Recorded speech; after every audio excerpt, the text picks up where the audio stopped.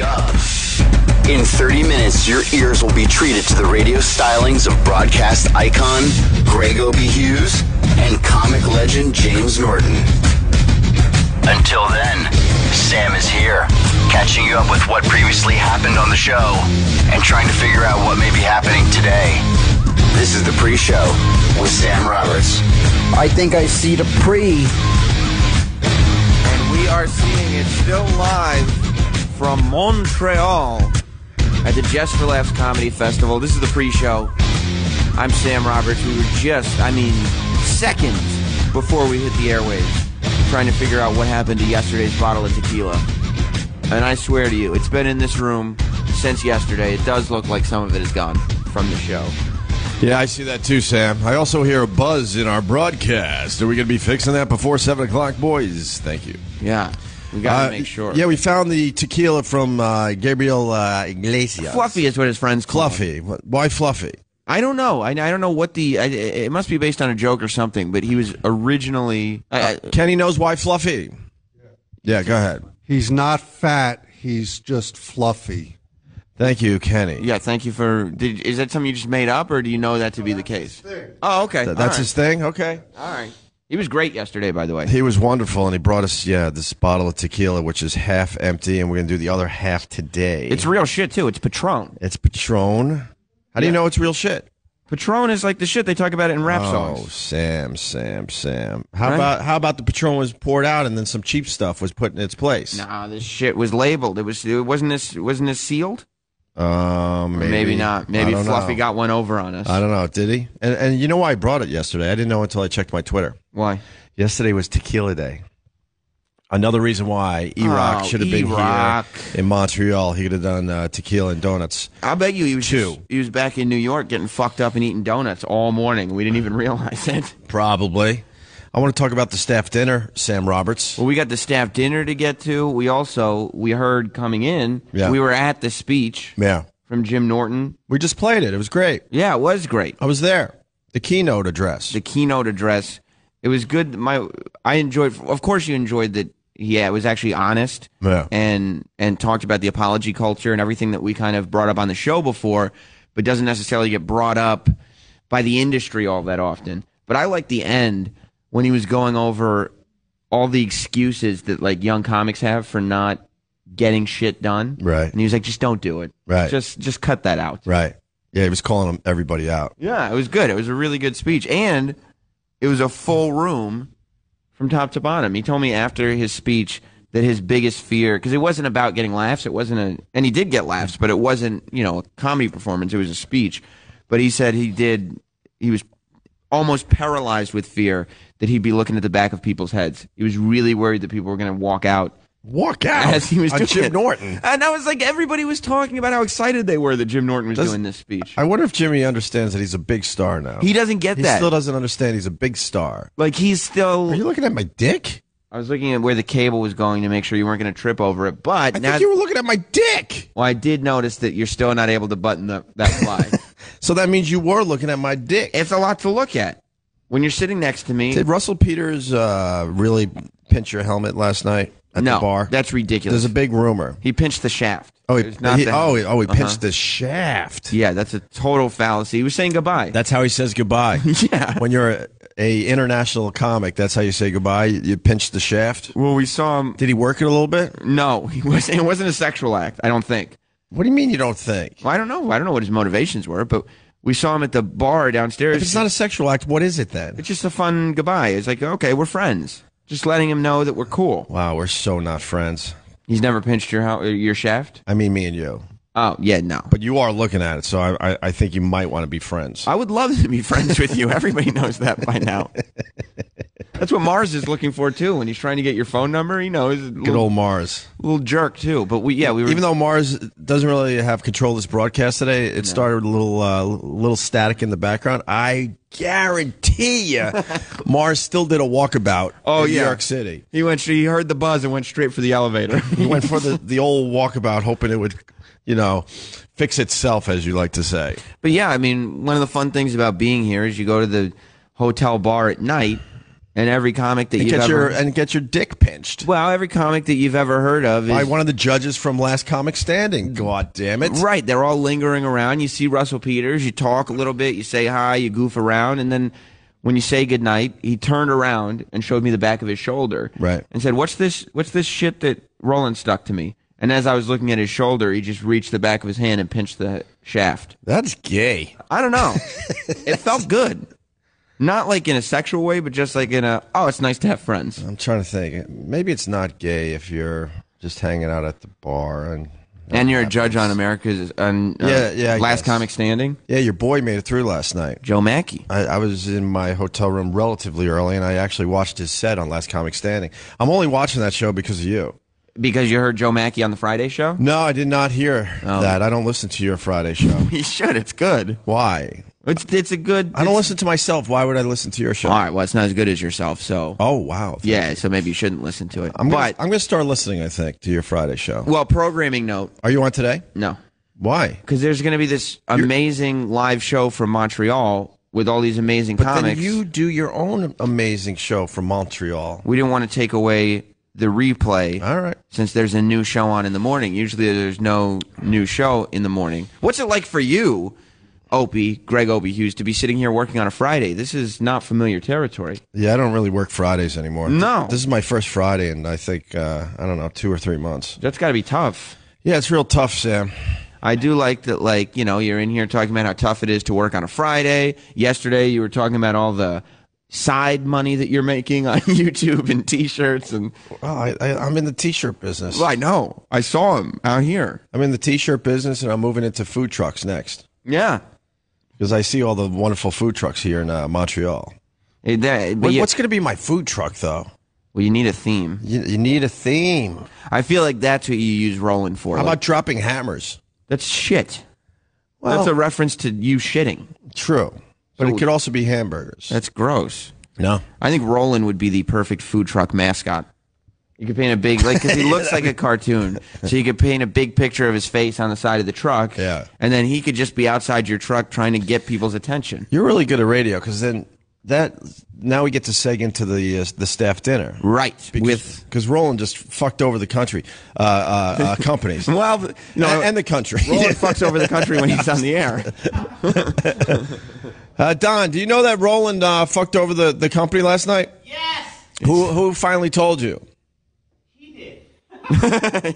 he said Roland told him himself. How did it go down? The night before Don insulted Roland? Well, we told you yesterday on the pre-show that Don and Roland and me were sitting in the hotel bar, as we do it in the evenings, and Roland was ordering pina coladas and mumbling God knows what.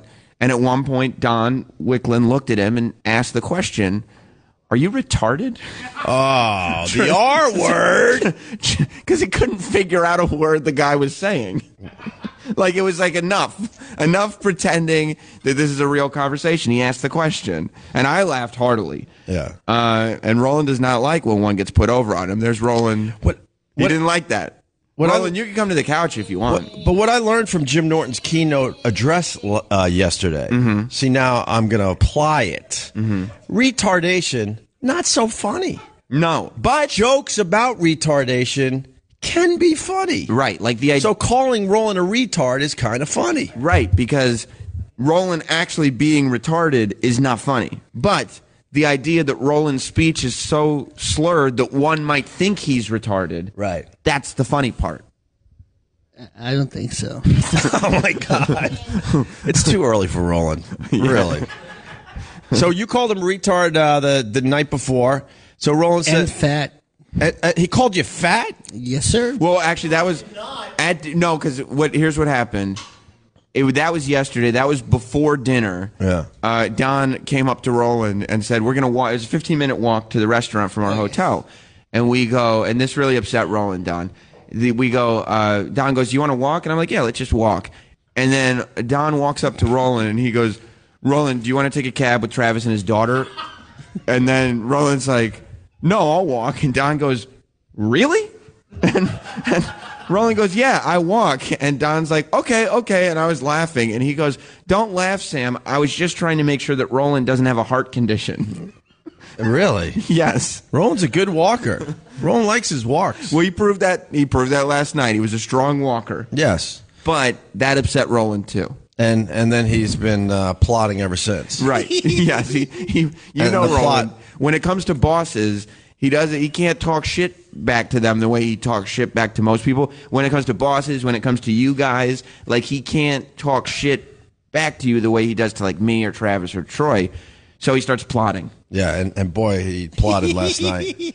Well, yeah, when the waitress came over and she was taking everybody's orders, and I ordered the chicken, big surprise, and Travis ordered a filet, and Troy ordered a. Did you go big boy filet? Yeah. I went girl filet. Petite? I went petite. Right.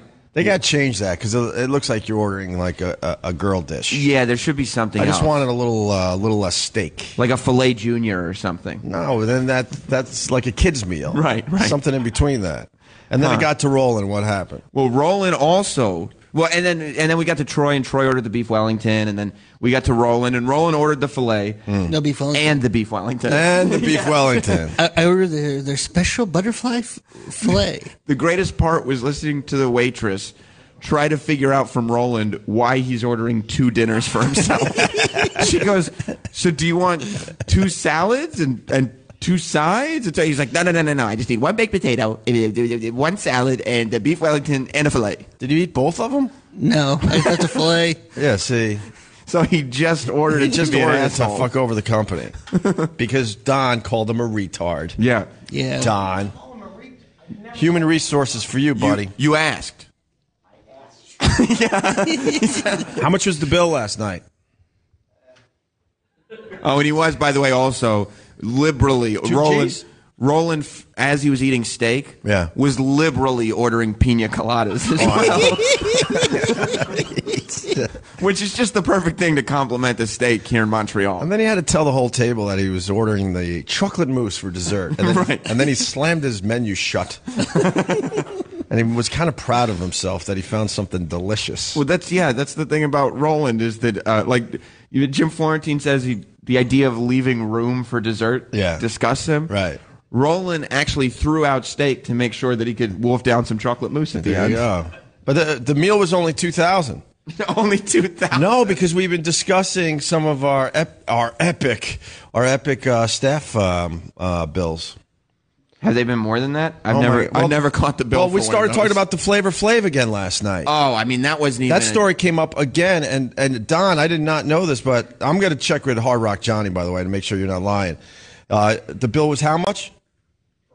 Yeah, for Flavor Flav. The Flavor Flav broadcast when he hijacked our broadcast and thought it was his CD release party. And by the way, the video's online, and the audio from that day doesn't do it justice. By the way, that was more than somebody just ordering an extra steak. That was like strong arm robbery. Yeah.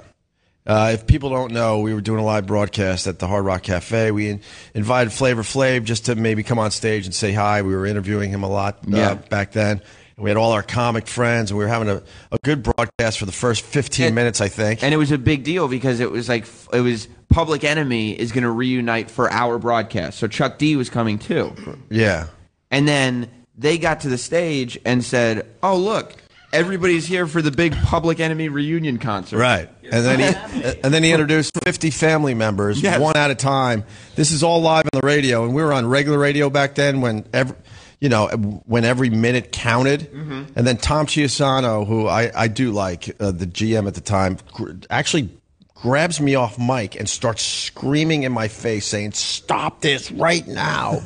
And I go, you try stopping this. I'm not stopping Flavor Flav and his family. Yeah, how do you propose we do that? And they hijacked the stage and took over the live event. It was unbelievable. But the bill that night. How much was it? Just short of $10,000.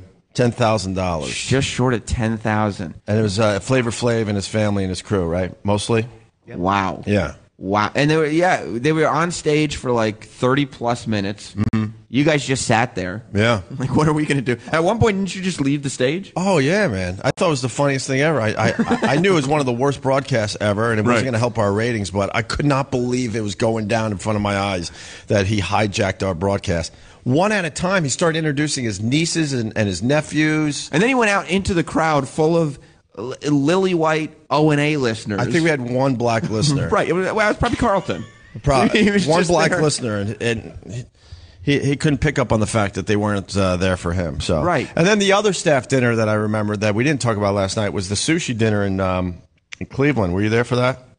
I don't think. No. We went to a fancy sushi joint in Cleveland when we were first starting on XM, and that bill was ridiculous too. We ordered too much sushi, and it turned out we went to the street and started feeding homeless people sushi. Really nice sushi. Not your run-of-the-mill stuff, real fancy rolls and fancy pieces. So we were putting the platters. We had platters of food left over. And we went outside, and most of the staff was drunk, and we were just handing it out to the homeless people. So you gave them a taste of class for an evening before they were going back to have sandwiches from the dumpster. Yeah, there you go. Like they know for a moment what it's like to live like the other half. And then, no, back to reality. Troy, are we allowed to tell your stories on the air? Well, which stories? He has great Tinder stories. Dude, you have no idea the stories over the last, 6 months? Probably, give or take. Troy's too scared to talk. We got to get this fixed because he's not allowed to talk on the air. When we're on the road, you're going to get your best stories from Troy always. Dude, always, and he can't talk still on our show. Troy does shows just for me, twice a week. Right. Where he's just got the stories of what he's got going on right now. Yeah. It's incredible the way he is figuring out, the way you figured out YouTube and Twitter to become the social media king of the radio. Oh, wow. He's the social media king of sex. Whoa, Troy. okay. Yes. There you go. Yes. He should be doing a show on the channel then. The social media king. But you had a beautiful Asian woman, beautiful face, show up at your door. Not this. Not No. This was That's back in the city, and then. She tricked you with the picture and all that, and it turns out she was 225 pounds. And you basically, and Troy's a very good-looking guy. Don Wicklin is amazing. Oh yeah, you were. He was at the other table. You were at the boring table. Yeah, Troy got the. We had a kick-ass table with Jonathan to my left, the world traveler, Jim Norton to my right, Sam and Troy and Roland across from us, and then you had Travis Kenny. And his lovely family. Opie did the really nice move though, because he knew that Don had said in advance that this is a staff dinner. I got this. So Opie sat down at Don's table. And then said, "Wait, can I just pull another chair over to your table?" And ditched it. It's just rude. I realized that was a very boring seat from the beginning. Extremely boring, that table. Those are your broadcaster instincts. It was like somebody in the audience. You're like, "Yeah, this is going nowhere. Quick." Or if a guest is not doing well, you know, you got to tap out. So I tapped out and moved to the cool table where the cool kids were. But the Troy Kwan story really fast. So. Asian woman, he kind of meets on Tinder, even though you don't really meet on Tinder, really. I mean, you're just kind of fishing. You're not making much of a personal connection. No, not at all. Saying. And then you love this Asian woman. She had a beautiful face. She comes to your house, and then that's when you found out she was 225 pounds. About. You didn't weigh her, all right. But you'd assume. But then what was his line? This is why I need him on the radio. You said something like, "Well, you're here now," or something like, "We're here now," or something like that. So he did her anyway. Well, he told me yesterday when he was telling me this that it was one of those situations where he knew, am I going to go brag to my friends about this? No. Would I go to a bar and find this woman and bring her home? Not in a million years. She'd be the fattest woman at the bar. Right. But this woman is going to be very grateful to me because honestly, without blowing himself up, he was saying she probably hasn't fucked a lot of dudes in as good shape as Troy. And you pop her in the shitter? No, he did not. And at the end of the day... Merv Griffin would have asked that question. He would have. At the end of the day, yeah, he's got a story. And that's important to Troy Kwan, is the story. We'll have to say the other stories when we get Troy back on the actual show. I think it's coming soon. I sure hope. Because we can't do it. Yeah, well, after management hears that he's got stories about fucking real big Asian women, they're going to be like, we cannot. We have to have him back.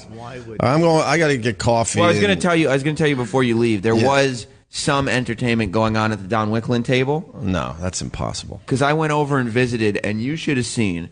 At one point, Kenny decides to bring up the fact that he has sent Don Wicklin 3 Facebook invites that Don has ignored. Yeah. and he just tore into him. Everything that Kenny was upset about not getting friended by Don Wicklund on Facebook was made public for everybody. There was some drama. Yeah, and he just went on and on. He would not give up on the Facebook thing. Well, I'm going to go get coffee. We're going to let the audience in. We're going to start a little after 7 today, I guess, because we're running a little late. We'll probably go a little late today because we have a ton of comics coming in here today. A lot of our friends, actually. I saw, when we were down in the lobby, I saw Marc Maron. He was very excited. To do the show? To do the show this morning. Good. We haven't seen him in a while. And I believe our intern with the sweaty pits is back in New York listening intently right now, wishing she was here. If you remember, she must be really sweaty right now. Oh, yeah. With nerves, just in anticipation of hearing his voice. Well, there's moisture coming out of everywhere because she's very into Marc Maron. We picked a good song for today to start the festivities that has a little story. You're not gonna give Kenny his due? No, that one's not gonna be today. No, Kenny doesn't get Funk Soul Brothers today because that one. Jonathan has a great story about one of his songs that he really likes that Chip ruined. Yes. So we're gonna play that song. We'll definitely get into that. And then me and Jimmy, when we start the show in a little bit, we'll tell the story. By the way, nothing better than a world traveler at a high scale steak restaurant yelling April Fouls at the top of his lungs throughout dinner. And he's got great stories. Well, do we have time to get him on for a few minutes, maybe? I mean, it'll be worth it. And all the comics know him. He'll be able to interact. All right, we'll figure it out. Yeah. Thanks, Sam. That was fun. All right, I feel warmed up. You go get yourself ready. As I said, we're live in Montreal for the... Yeah. My YouTube channel, Opie Radio. Actually, my Twitter, Opie Radio, is the link for the video feed for today. We only pop on the video every once in a while, so it's going to be a special one. And we fixed the audio, right? It'll sound way better today. That's so cool. The audio should even. I mean, yesterday was okay audio wise, but it's even better today. So go to my Twitter, Opie Radio, and the link is there waiting for you. We're going to start the video feed in a few minutes. All right. Opie, you go get ready. The audience is about to start being brought in. They're very excited today. Of course, on yesterday's show, I mean, couldn't have turned out better. It was Gabriel Iglesias, I think, was a big surprise because he hasn't done the show before. Some people didn't know him. Some people didn't know if he would work with our style, but he was incredible. Really funny to start the show. He coined the term Opie in agony. That was a suggestion of Fluffy. So he was great. Jim Jefferies was great yesterday. Ron White, Nikki Glazier. Today, and of course, Kurt Metzger. Today, Bobby Kelly is going to start the show early. We're going to have Bob Kelly. We're going to have Jim Jefferies coming back on. Pete Holmes is going to be here. And I'm excited for Pete Holmes to be on the show because yesterday it took no time when we had Nikki Glazier and Kurt Metzger sitting on that couch for somebody to trash Joe DeRosa, even though he wasn't here. So I'm looking forward to hearing if Pete Holmes, who Joe DeRosa used to write for, has any good DeRosa stories. Dave Attell is going to be here today on the show, as is Nick DiPaolo, Ari Shaffir, Marc Maron, and Bill Burr. Is everybody excited about all those comics? The crowd is starting to pack in. A lot of good moments to reflect on from yesterday's show. We learned what ASMR was yesterday. I thought Nikki Glazier was great. Just because, it's hard to bring up a conversation when you have a room full of comedians. It's hard to have anything that's interesting enough to have all these sort of comedians that are just looking to get a joke and thinking at a moment's notice to actually follow along with a conversation for a while. But Nikki Glazier brought it up.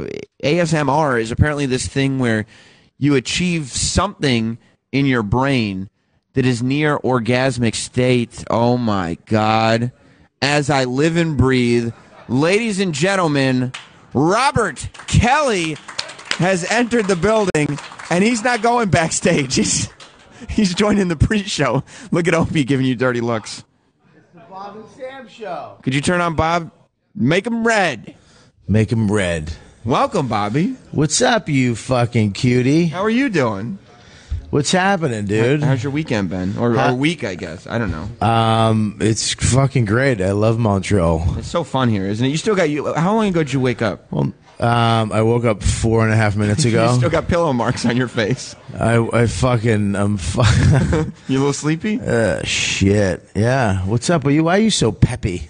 I'm a broadcaster. I gotta pick myself up and then I crash I'd later. say fucking Opie's a broadcaster. I'd say you're a broadcaster in training. All right. Well, that's good enough. What's happening? Not too much. What were you talking about? Yesterday's show? Yeah, yesterday's show was really good. What a fucking crazy show, right? Did you listen to it?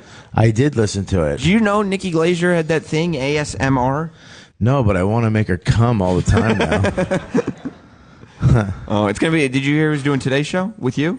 Yeah, it's fucking crazy. It's amazing. Yeah, it's amazing. You guys should come up here all the time. We should just, because all the comics they're just here, right? Yeah. We should just always be here. Yeah, are you nervous? No. Oh, okay. Why? I don't know, you just seem nervous. Well, because you're not used to sitting next to me. I have restless legs. Are you not used to doing it in front of all these fucking people that look fucking tired too? I was here with my people yesterday. My people? Are These they are my your people. people? Oh shit! You guys are my people, right? Yeah. I love that only half of them did that. Right, because some of them were like, absolutely not. They were not your people. Couldn't be here less to see you. Are you guys all Canadian? No. All right, you don't have to get fucking angry. We're here. They did get upset. Where's Troy with the wireless? You want to meet some people? No, No, that's really rude. That's why they're not your people. No, I'm fucking. I mean, we're meeting them. I know, but we talk to them. Where are you from? How long was your trip? We get a little juice out of them, Wow, that sounds like you're giving up on your fucking skills. No, you talk to them. You get a little. What the fuck is this, man on the street? Yeah. This is a radio show. Yeah, but then when the main show starts with Opie and you and stuff, you guys don't have to be like, oh, is there anything interesting in the crowd? Because we're like, oh, there were some things we touched on the pre-show that we'd like to get into. All right, let me get the mic. You're gonna okay. Bob Kelly is going to be our roaming reporter here on the pre-show. All right, first he gets it done. All right, Troy, you hit it. So anybody travel from a long distance? Let's talk to this guy. Where are you from, sir? What's your name? Joe. Joe, where are you from? New Brunswick. New Jersey? New Brunswick, Canada. Oh. I was about to say, we're at the Hard Rock like once every 6 months. You could have just gone there. So how far away? New Brunswick is... Yeah, it's a province, so it was about 13 hours. Is that like a state? You have a state called New Brunswick? Well, it's a province. Wow. How far away is it? 13 hours. Wow. How'd you get here? Driving. Car? Yes. Yesterday we had a guy who took a 38-hour bus ride to get here. Yeah, the Jeffrey Dahmer film. Yeah, that's right. So what made you want to come out here so badly? Well, you guys only broadcast live once a year, right? So. Right. Were you here last year? No, I couldn't make it last year, and I happened to get tickets this year, so I was like, fuck yeah. It's like a once-in-a-lifetime opportunity. Absolutely. You think it's going to be worth 13 hours? Did you hear my list of comedians that are coming? I did, yeah. Is there any specific that you're... Well, Bill Burr, but I'm happy to see fucking Bob Kelly, too. Everybody, right? I don't think he was actually mentioned. Yeah, I mentioned him. Did you? Don't try to throw me under the bus with Bob Kelly. That's not cool. All right, well, I hope you enjoy the show. Cool, man. Thanks. We got a couple of ladies. Let's hit this woman because I see that she's here, obviously with her boyfriend or husband. Husband, congratulations. He had his arm around her already, as if to say, like, don't start thinking that, like, it's one of those friendship things like yesterday. What's your name, miss? Maggie. Maggie, and your husband, what's your name? Ryan. Maggie and Ryan. Where are you guys from? Baltimore. Maryland? Uh-huh. I didn't know there was a province called Baltimore. How long a ride was that? Well, we drove through Niagara Falls, so it took us 6.5 to there and 7 to here. So is this part of just like a vacation? You figured you'd stop off here? Yep. Are you happy about that, Maggie? Because my wife would be terribly displeased if I was like, yeah, I got a radio show that we're going to go see. They make fun of women all the time. Right. Yeah. No, I listen to the show. You it's do? funny, yeah. You do. You're an intellectual woman. You understand. Right. Beyond. What do you like about the show? I don't know. No, it's funny. I like it. You just like the jokes? Yeah. Is there any? Are there any characters on the show or any moments from the show that you like more than others?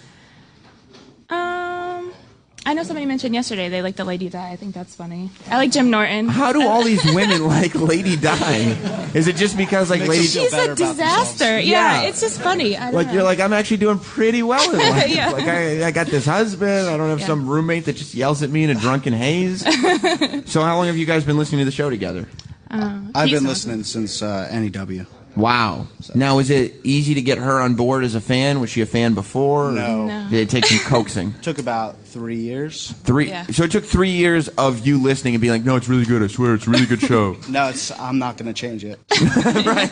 Okay. So this isn't like you actually are a fan of the show. This is just like you're held hostage and eventually you take the enemy's side. Right. She's actually more of a Ron and Fez fan. So. Well, Ron and Fez are a great show, too.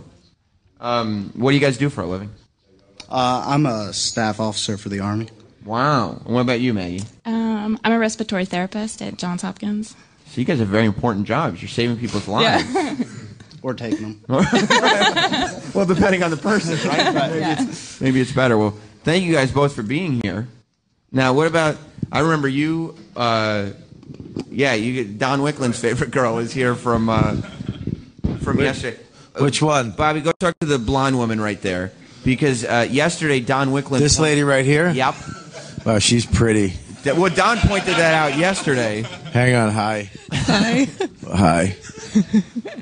I'm sorry, you were right behind me as we were walking in. You kept saying, excuse me, and I turned around. I had no clue. I said, I feel so bad. That's okay. I like the way you talk. You're very polite. Thank you. Don't worry, Bobby's not creepy. No, I have a kid and a wife. I should use the other hand because I just woke up. What difference does that make? Thank you, 5 people, for getting that. Yesterday, Don Wickland saw you on the street. That's right. And he apologized to you. That's right, yeah. And I thought that, and I told him, no, I was very, very flattered. I was just so nervous. So. Well, here's the weird thing. Don brought up that you were hot on the show, and then he found out, like, this is your husband, correct? That's right, yeah. So later in the day, he saw you eating with your husband at a restaurant, and he still approached you to do the kind of, like, I apologize, but what's up? Like, you know. Yeah. Like, Yeah. That's creepy. Oh, no, it was great. And then we, it was nice. I don't know. You fucking Canadians are way too nice. Oh, no, I really enjoyed it. It's okay. Oh. Yes, yeah. You like him, Bob? I approve. You do. If it was you, I wouldn't approve. What's your name, sir? Frank. Frank. Yep. You don't sound the way you look. What were you expecting? Well, Frank, you look tough as shit, dude. Thank you. He does look like he'd have full sleeves under that sweater. Nothing, sorry. Nothing. You have a big helmet on your penis? Sometimes, yeah. Is your pee hole the size of a quarter? Not quite. Does all the cum come out at once? All the time. Bob, you gotta ease into it. Oh shit, I'm sorry. I'm trying. I know. You're not doing bad, but you gotta ease into the questions like that. Sorry. Like, you gotta set up a rapport a little bit. Okay, can I ask you a question? Absolutely. When you come, do your balls bounce up and down like a marionette? Absolutely, yes. They do. I mean, it was better, I guess, but not much. You're taking cues from him? Whoa. I guess that was fucked up. Yeah, that wasn't cool, was it? Not really, just playful. All right. And who else is out there, Bob? Well, we got a guy with a fucking weird patent shirt. Yeah, you got 3 different... He used to speak. Did you get... Well, mine doesn't look like the AIDS quilt. You go. You do have a patchwork shirt on. Yeah. Well, he was right about that. Yeah, I was right. And if you're going to shit on me, do it into a microphone. Don't fucking redo my joke in a shitty way. Okay, all right. That's better. All right, let's talk to this fucking alternative comic face. How are you, sir? It's Bob Kelly. I've never seen a mic more hostilely put into somebody's face than what Bob just did to you. Yeah, Bob, why are you so hostile? Bob, you're not a gentle lover, are you? You know I am. Yeah, I know. I'm just kidding. I'm sorry, dude. Hey, how are you? Good, man. How are you? Bob, don't get nervous. This is the rapport I was talking about. You tell him how you're doing. I'm doing good, dude. All right. No, now the ball's in your court. Is that too much? Don't make Bob feel weird because he responded to your question. He did the right thing. I did the right thing. Okay. Now keep the conversation going. Like, be polite. So where you from? Montreal. He was here yesterday too. Oh, you were here yesterday? Mm-hmm. Do you enjoy the show? Loved it. I want to talk to this fucking pumpkin right here. All right, go down. This guy looks fun as shit. No offense. I mean, you were fucking brilliant and everything. Montreal. Yeah. Why? Well, let's talk to the fun guy then. I don't know if we can fit. I didn't see it. A very. It's got fucking Dom. Dude, I'm with you. It's all right, dude. I'm with you. What's your name? Hopefully fucking Big Red. Bob. Your name's Bob, too? Love it. Love it. The Canadian way, though, right? It was... No, all right, relax. Settle down, Bob. Bob is a large, round guy with a red face. He does look like a barrel of monkeys. You look you look like you make toys for kids. What do you do, Bob? Me, I'm like a telephone worker, like a splicer, or, Verizon, that kind of thing. That is not a Canadian accent. Yeah, you're from New York, you cocksucker. I'm a wire splicer. I'm from Canada. Get the fuck out. He's from Canada. All right, you're out. So you work for the cable company? You got. You work for the phone company. Bob, they don't Bob. call you fucking wire splicers. Bob, it's not just for you. You got to put the mic in front of his face when he talks. Whoa! Oh shit! I almost chipped one of his teeth again. So hostile. Sorry. No, like I do telecom work. That's it. It's great, man. How old are you, bro? 44. Really? You got a girlfriend? 3. Wait for me to fucking... That was him. He answered too quick. No, that was not your fault, Bob. Yeah, 3 kids, a wife. You got 3 kids? Yeah. Where are they? They're in a hotel. Right now? Yeah. You did a hotel for this? Hey, I had nothing else to do. We were coming to Montreal anyway this week. For the pre-show? No, not for the pre-show, but I had to be here for the show. Bob, they're doing a show after this. I know, asshole. I was just making fun of you. Fuck off. How dare you? Sam. I love... This sucks going back and forth. He talks too fast. I liked him better now. He was doing it right. Well, it was nice to meet you, Bob. Other Bob. Nice to meet you. Wait for me to get back, you fucking cocksucker. Sorry. What happened? What happened? I just spilled on my friend here. Oh, Bobby. It does look like I jizzed on your knee. Thanks, Bobby. This is why Bob. You have a weird response for getting hot coffee spilled on your knee. I have coffee on my lap. What the hell am I supposed to? I'm sorry, dude. We're gonna get you new jeans. What size are those? 32? 33, I think. You're a fucking 33. What difference? You thought he was a 32. It's 1 inch. I don't know what I am. We should eat him, Bob. We should, actually. We really should. Bob, I love you, man. Take care, brother. Dude, I'm sorry about that. That looks fucking gross. Bob is not cut out to interview people. I'm gonna skip out of here. Yeah. Hi, how you doing? This guy's fucking tough. I can tell. Wait a minute. You're not. Bob. Hey, Bob. Yeah. Are you fuck off? That's been written 900 times.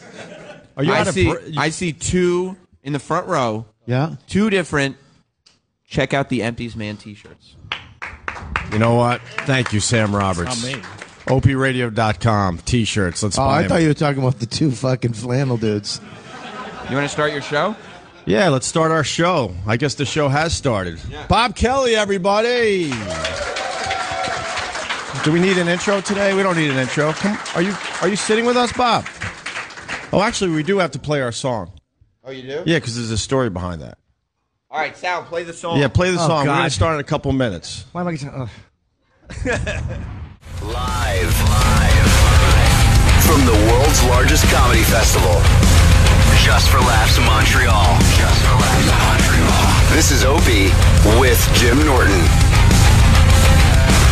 Here are your hosts, Opie and Jim Norton. All right, finally. Broadcasting live from Montreal, the Just for Laughs Comedy Festival, Day 2. Got a good crowd. Yes, they seem delightful. It seemed delightful. We played Tusk because of the Jonathan story. I just wanted to tell that on the show here. That's a good song. I actually was just listening to that again. Fleetwood Mac, Tusk. I don't even like them. And you were in a car with your manager, Jonathan. Who I think's a little OCD. A little bit. I think so. Why you say Chip that? ruins his music. Yeah. Like what I'll do is Jonathan once something gets stuck in his dumb head, he can't get it out. So that beat that was the dun dun dun dun dun dun, Chip just kept going. I got a big tusk just like an elephant. I got a big tusk just like an elephant.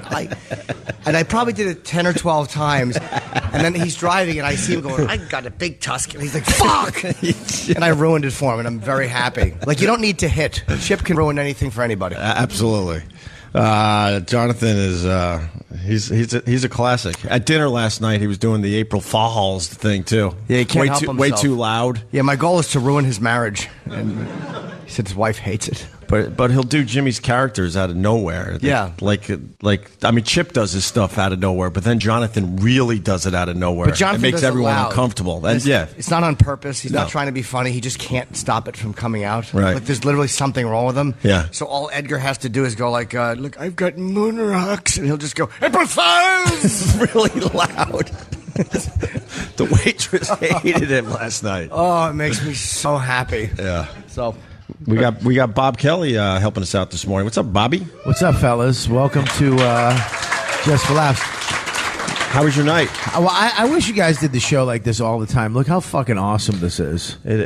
Not that way, this way with the fans. Well, and I was looking at the couch that's going to be filled with a lot of very funny people today, too. Yes, I'm looking at the 2 women out of 55 people. I know, but they're fucking 2 hot women. No, I'm saying that's better than the ratio we usually have. Yeah.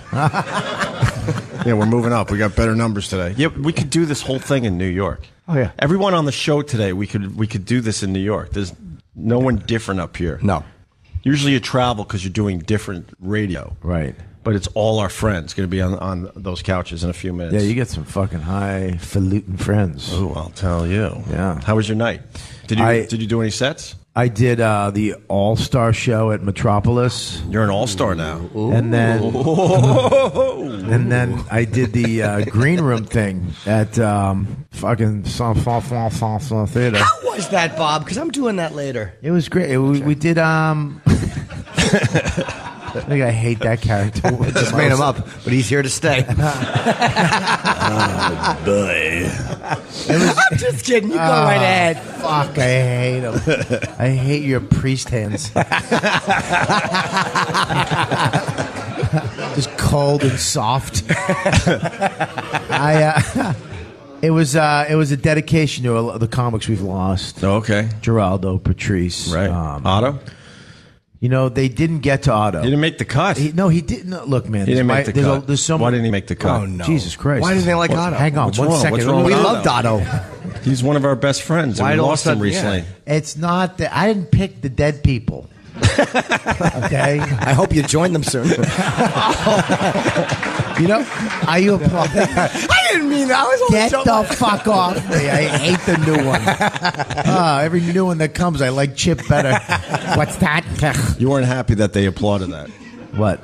Your death. No, that was a fucking great joke. I didn't want to bring it If up they again, didn't applaud that, they would be fucking. They would suck as a crowd. Yeah. No, it was great. It was a good time. It was funny, but it was also sad, and we told stories about everybody. There was a bunch of comics. They talked Geraldo, and he played clips, and it was, it was good to talk about it. But it was good that the people remembered them too. So it was.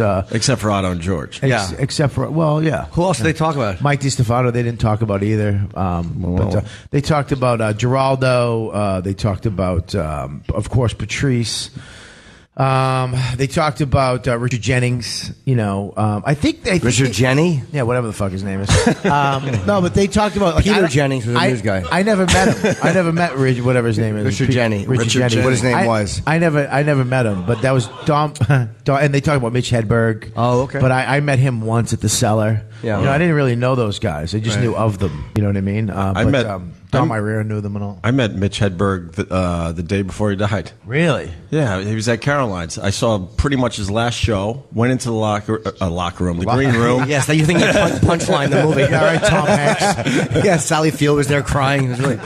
Went into the green room, introduced myself. We hugged. He goes, "Man, I really want to do your show." And really? I swear, it was the night before. He's a funny fucking guy. He was unbelievable. He had that joke where someone asked me if I want a frozen banana. I said no, but yes, because I might want a regular banana later. I love when Mitch Hedberg said, I used to do a lot of drugs. I still do, but I used to too. Funny fuck, man. Yeah, he was funny. Really funny. And you can see when comedians emulate him, like Attell is a guy they emulate a lot, and Mitch is a guy whose cadence people pick up on a lot. It's so addicting that you want to talk like that. Yeah. I got to say, Jimmy did the keynote yesterday, and we went. Were you still flying in? I thought you were there. I was flying in. I got here at like 1:30, but I heard it fucking was great. We just played it on our channel, and we'll play it later today as well if you missed it. But you did a great job. I could redo the entire thing right here. I have it memorized. Go now. What is a joke? Stop. What is a joke? And we laugh and we cry, folks. What was it? What was your main theme? I was really just kind of focusing on. Fuck. What's wrong? It's like his hands touch you. Are they clammy? No, they're not dry. clammy, but they touch you, and then he does this slow grip, which sucks. It's like a little snake, a baby snake. Wrapping itself around you? The worst is Edgar's fingernails make me that's sick the worst. to my That one I stomach. don't like. And that's a lot of sick. Yeah. Why do this is so fucking that we treat his characters like they're real? What the fuck? No, at dinner I was yelling because the whole table was discussing his characters. But me and Opie weren't. We were just sitting there eating, and then the other people. And I start screaming, "They're not real! You understand? They're not real people." And then they kind of argued that they might be a little real. I hope they are. I hope he fucking snaps like Jonathan Winters someday and winds up in a fucking home. Yeah, he did wind up in a nut house at one point, didn't he? Yeah, Jonathan? Really? Yeah, because he started doing all these fucking characters. I would love for you just to become one and not fucking come out of one. Jimmy's keynote though was wonderful. It was on apologies. Was the sort of the theme. Yeah, and I loved your point about jokes and like topics that are really serious, like 9/11. You said AIDS. What was the third one? There was a third. Those are the only two I have in my whole act. Obviously, those things are not really funny, but you made the point that jokes about those things can be funny. Oh, rape. Yeah. Just it was rape, AIDS, and 9/11. Things, and we'll let a blogger just pick up on what we just said. No kidding. You wanted to rape a girl on 9/11 and give her AIDS? Like, no, it's not what I said. It's not what I said. But I heard a good September 11th joke. It's a street joke. Really? Oh, I think I heard that. Go ahead. It's what type of pizzas did the World Trade Centers order on September 11th? 2 large planes. Oh, wow. It's a damn good joke, folks, and I'll tell you why. Because buildings can't order pizza. That's the beauty of it. Immediately, it's ludicrous. And then you talked about Joan Rivers. That was why I did talking about AIDS and 9/11, because I watched a Joan Rivers set one time. Yeah. Joan Rivers has AIDS? No, but she's getting it on 9/11. No, she's so. I watched a set of hers a few years ago, and her set was so brutal. So I just talked about how harsh and great it was to watch this. You know, she was, I guess, 78 at the time or 75, and just stand there and not worry about offending anybody or upsetting people, and just how great it was to She is really fucking great. It's the ballsiest set I've ever seen a comic do. You think part of that is because she's so old? She's like. You think she's getting edgier as she gets older because she knows? In a way, yeah. She has nothing to lose. You think she's getting? I think she's always been. She's like always this. been edgy, obviously, but not like that. Like but now she's going over the top, dude. It was. This is 5 years ago. Like I want to say 2006 or 7. I saw this, and it was fucking. I say brutal in a good way, like in a complimentary way, not in a harsh way. Yeah, right. It's great. Ooh, our first note came up on the iPad. Oh, notes. Yes. Bob is doing the Comedy Underground with Dave Attell at Cafe Cleopatra. That's a tranny bar. Cleopatra. Nudge, nudge. No, it's not. Yeah, it is. Is it really? Yeah. Oh, look. It is. I never heard of it. Yeah. All right, just for the plug, where is it? Yeah. It's the same place. Same place. They have your fucking name on a coffee mug in there. Oh, Bob, why coffee? I just got another note. Don says it's a stripper bar, but upstairs is a tranny bar. We're finding out it's a tranny bar. Yeah, trust me. Guy, the tranny bar is not the way you say it. Paradise. You get a little extra upstairs, I guess. if the regular strippers. I wonder if the trannies are the same up here. What do you mean? I'm going to speculate. Yeah.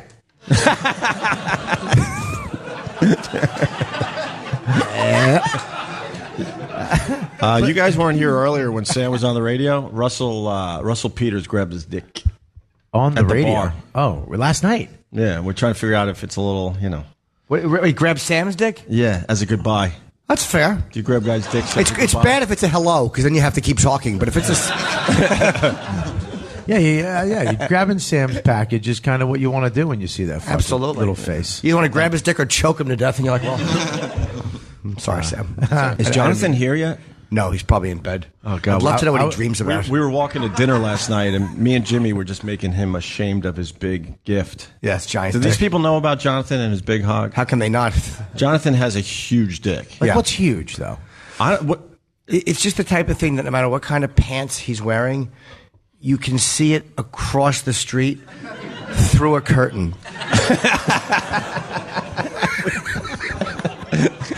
And we're trying to figure out if it's a big shaft or if it's a huge ball. Yeah, Florentine's obsessed We're not really with it. sure what's big in there. We should raise money to get him to pull it out. But when he comes in today, you'll see for yourself because he has kind of like tailored pants on top of it. So. Yeah, but the khakis, the manager khakis, they're tailored, so it's a pouch. He can't help a it. big pouch. It bulges in a kilt. There's nothing, Jonathan. Believe me. So we're walking and we're trying to tell him not to be ashamed of this thing to the point where he started covering up as he's walking. Yeah, he can't help himself. You shamed a 50-year-old man into holding his penis, covering his penis? Yes. Yeah. Wow. I like Jonathan. He's a fucking weird dude, though. Yeah, he's one of those guys who can just interact with anybody. Like he's a weird gift of communication. Like I clam up in person a lot of times. I get like panicky. I can't make small talk. But Jonathan can talk to anybody about anything. It's like a really And he will. Yeah, and he will. And people get stuck because they don't know when to leave. He tries to figure out where cabbies are from. That's his thing. Really? You were in a cab last night, and I just hear accent, and I'm like, well, you're either from Alabama or somewhere else in the world. Like, I have no idea. And he's hearing this guy who's got a French-Canadian accent, but Jonathan's like, you're not from here, are you? And the guy's like, no. And Jonathan goes, let me guess. Somewhere in the Mediterranean. And the guy's like, yeah. And he couldn't quite pin it, but he was like, the guy who finally said Cyprus, and Jonathan's like, oh, yeah, I thought so. Who would think so? No, I wouldn't either. Right. The guy could have said London. I would have went, yeah, that's what my He told me that he's been to 75 countries. Oh, yeah, probably has. I didn't even know there was 75 fucking countries. I thought there was 5. Yeah. You hear Travis laughing, the fucking cunt? Why are you yelling at Travis? He's having a good time. It was a Aren't joke. I love They're Travis. supposed to laugh. No, I was. You hope for laughs, right? You son of a bitch! You should turn it on me already. How are we turning on you? I don't know. Can you You're a undo your killer. arms, please, sir? Thanks. No, you relax, sir. You sit there. Don't let Bob bully you into fucking not sitting comfortably. That's not comfortable. No, that is kind of aggressive. Yeah, it's aggressive. Now you let this fucking little worm bully you out of it. I'm not bullying him out. I'm trying to help him and support him. Yeah, relax. That looks good, dude. You want to start the tequila shots? I don't. I've been sober for 30 years. I'm not- Go ahead. Do you want, how about this? I'm not blowing it for fucking this show. Bobby. Maybe if Ant was here, I'd do it. Joke. Serious joke. Yeah, you really shouldn't bring that up. I fucking hate it. What? He's just grabbing your arm. Yeah, but he's. That's fun. His fingertips have more strength than the rest of his hand. Who wants a shot of tequila to start this off? Oh, not as many hands as yesterday. No. Yesterday's crowd was wild. Gabriel Iglesias gave us a bottle of tequila. It's half done. We did half That guy's yesterday. fucking huge, right? Well, Bob, that's not polite. No, not big as in. I meant like he's. Oh fuck! There's no way to say it. Yeah, he's He's big. doing well. He's movie- big got a and movie. he's big, Yeah, is what you he's wanna fucking- say. That's great. I thought it was fake tequila. I'm like, that's water in a Club tequila Soda bottle. Kenny, everyone. Who gets the first shot? Who wants a shot of tequila? We'll talk to the person too. All right, Kenny will find somebody in the audience and give him. Wow, now everybody wants tequila. Yeah, of course. They probably thought it was a joke at first that you weren't going to give them tequila. Like the first person No, to raise it's- their hand was going to get fucked in the mouth.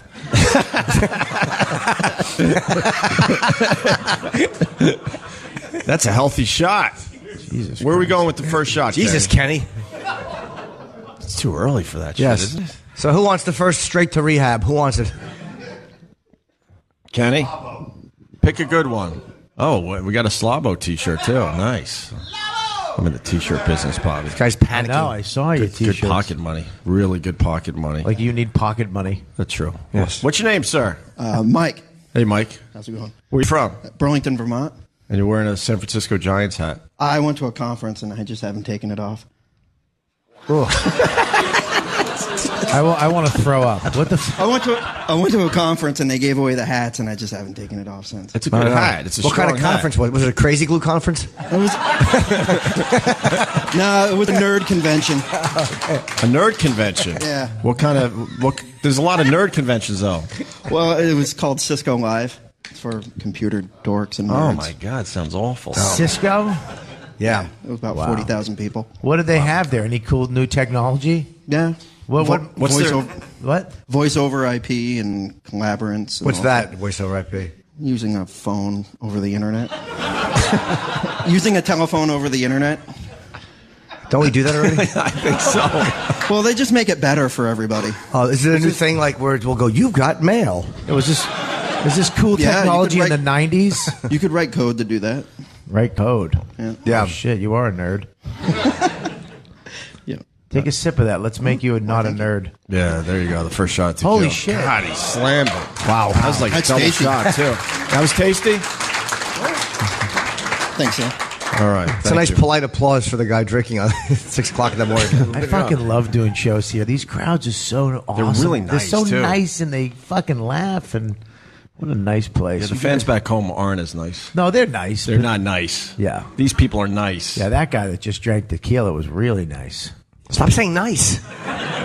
What made him so nice? I don't know. He's just nice. Just a nice guy. Just a nice it place. makes us uncomfortable, right?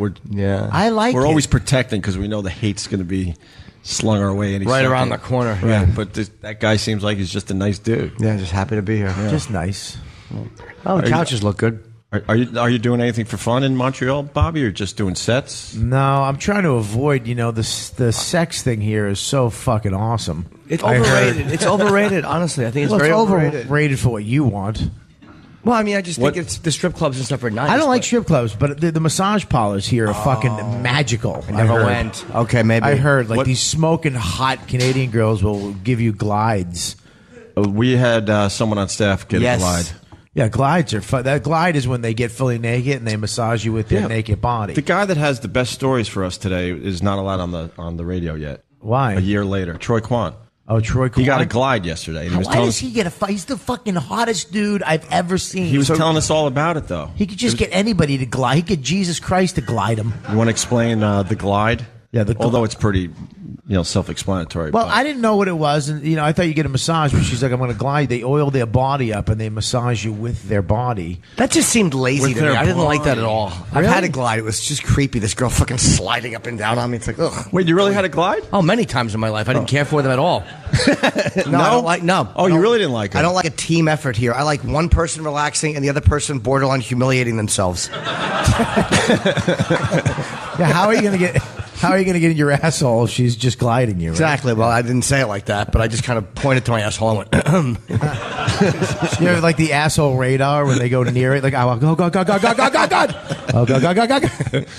But Troy got a glide from a 6-foot woman. 6 foot. He gave me a card. I want to go to her. Is it fucking Judy Gold? You want me to glide? I'll glide. Is that what you want me to do? I think she's going to be on the show today. Yeah, Good. Yeah. She. We'll ask her if she glides. Oh God. No, Troy said it was great. Supposedly, you pick out your woman. He picked out the 6-footer Yeah, and, but- and said that she was smoking. I heard, and I don't know this for a fact, okay, but I heard that you go into the place and you pick the girl, and the girl's smoking. All these are, it's not just some middle-aged Asian woman like it is in New York. Well, who wants to fess up in the audience? Because Bobby's just heard of this. Oh, Jesus, Ope. Well, has anybody actually done it? What the fuck? What? No one's ever got a massage here? No one has gotten a glide in Montreal? Nobody. All right, what have you heard then, Bobby? Well, you go in and you pick the girl off the computer, and the girl that you pick Off the computer? Yeah, there's like a computer screen. And Why is that? Fucking love technology. that girl comes in the fucking room. Oh, it's great. And then they, you lie down, you take your fucking clothes off, and then you go in like a jacuzzi. And I heard there's like soft kissing a little bit on the boobie if you wanted, and then they bring you back in the room, and it's all like this. It's not that expensive. It's Did you like- happen to hear an address while you're hearing all this?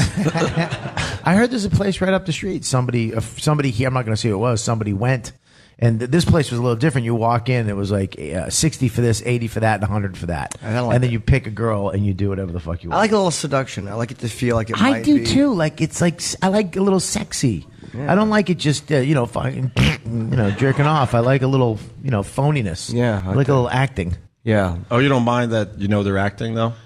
I've girls been acting with me for fucking 20 years. My wife's acting. Did you ever turn around and just see the expression on your wife's face when she doesn't think you're looking? Like they're like, oh. No, have you? No. That'd be fun. I would love it if I caught you banging my wife. That'd be just fun. You guys doing the Game of Thrones dance? It's uncomfortable. Yeah, why are you saying that? Never. I don't know. It's You guys are very I close. can't even jerk off thinking about a friend's girlfriend. I really can't. I feel very guilty about that. It's not true. Okay, here's I why can't. you're lying. One day we're at my house having Thanksgiving dinner. We always do. Jimmy comes over. Yes, I do. And I go, and my wife comes out of the bathroom behind him. I go, Don, go put a shirt on. What are you nuts? This fucking creep spun his head around fast like this. That's an unfair thing to do. That's like saying, "Hey, there's a boat accident in my room," and I look and you go, "Dude, there's not even any water." You know, Right. I'm with you.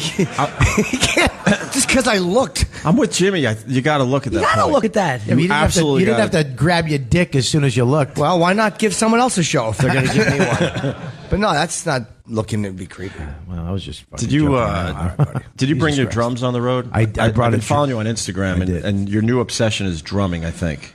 No, it's not an obsession. I think it's an obsession because now you're taking the drums on the road. I play the drummer on the show, right? So I have to learn how to play these songs, and I really suck. So I brought the drum kit with me. Do you have him here? In the room. It's just a kit. So why don't you do a little something for the dude? I the don't people know how. today? No, I can't play the. Can you drums. hear them on the kit though, or is it only motion? You can't even hear them. It's 4 pads. It's just pads. Right. And you play the songs. I play the song and then I do because I just have to look like I play the drums. I don't have to fucking play the drums. Good point. You know what I mean? I played the drums in high school. No, you didn't. Yes, I did. Really? No. Oh. All right, let's do another shot of tequila. Who's next? Where's Kenny? We got to keep pouring these things. That's the way we're getting to know the audience. Kenny's got a mouthful of food. Yeah. I was eating a croissant. Delightful. It's like a sitcom entrance with Kenny. Yes. Except it's a sick com. God, Kenny, you pour big shots. I know. Kenny would last about 3 hours as a bartender before they had him executed. He was the first one to get kicked off in Roadhouse. All right. Who wants the next shot of tequila? Yes. Guy to the left, right there. All right, let's get to know this guy. What's your name, sir? Ravi. Rabbi? Ravi, yeah. Rabia? R-A-V-I, yeah. R-A-V-I. Ravi. That's French, right? Close enough, yeah. Where are you from? Toronto. Toronto. Do you know MMA or something? No, I don't. Why? Oh, you look like you might. It's just a tight T-shirt. That's all. Yeah, Bob. He's wearing a fucking. Jim, I'm just saying. I'm just pointing. He's wearing a blue ribbon T-shirt. Where does that? Dude, you know karate? Why? It's a Budweiser hat. No, because he looks in shape. That's all. He looks in shape. Jesus Christ. He does Jim. look in shape. The fuck? I didn't say he doesn't have a terrific body with great arms bulging out of his shirt. And what do you do for a living? I'm an accountant. Oh, man. Wow, you're so opposite than what I thought you were going to be. You never want to go to an accountant that's big. That would be really fucking frighten me if I walked in. My account was that large. Oh, yeah. What nationality are you? I'm Sri Lankan. What? Sri Lankan. It's like a little island south of India. Oh, shit. Can you just say India? What the fuck? No, because Indians are known for having small dicks, and you get a big piece. It's bigger than an Indian, yeah. Bigger than an Indian. Wow. That's actually a prideful statement that goes back generations. He didn't just improv It's on our family crest. Is it cut or not cut? It's not cut. When you come off the boat, you don't get a cut. Really? Yeah, all right. That's cool. They're just happy that you came out alive. Right, yeah. You could get a cut later in life, like Sam, right? Yeah. Sam got his done at 21 or something. Yeah. I was 19. You got your dick cut at 19? You don't know these stories, Bob? I don't listen to your show. Sam has a fucked up dick. Yeah. No, it's not. It's good now. But tell Bobby quickly. What Dr. Steve says I had phimosis.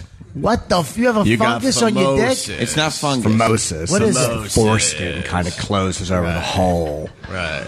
And urine will balloon up under the skin. That's what happened. It's such a great Dr. Steve. Yeah. Man. Bobby. What? For 19 years, that was happening. His urine was making his penis blow up like a balloon. No, that's gross. Yeah. His pee hole wasn't big enough. So your pee hole would fill up like a little water balloon. The pee hole on the foreskin, yeah. Yeah, It and would he'd fill have to put it on a table, and one of his parents would have to step on it.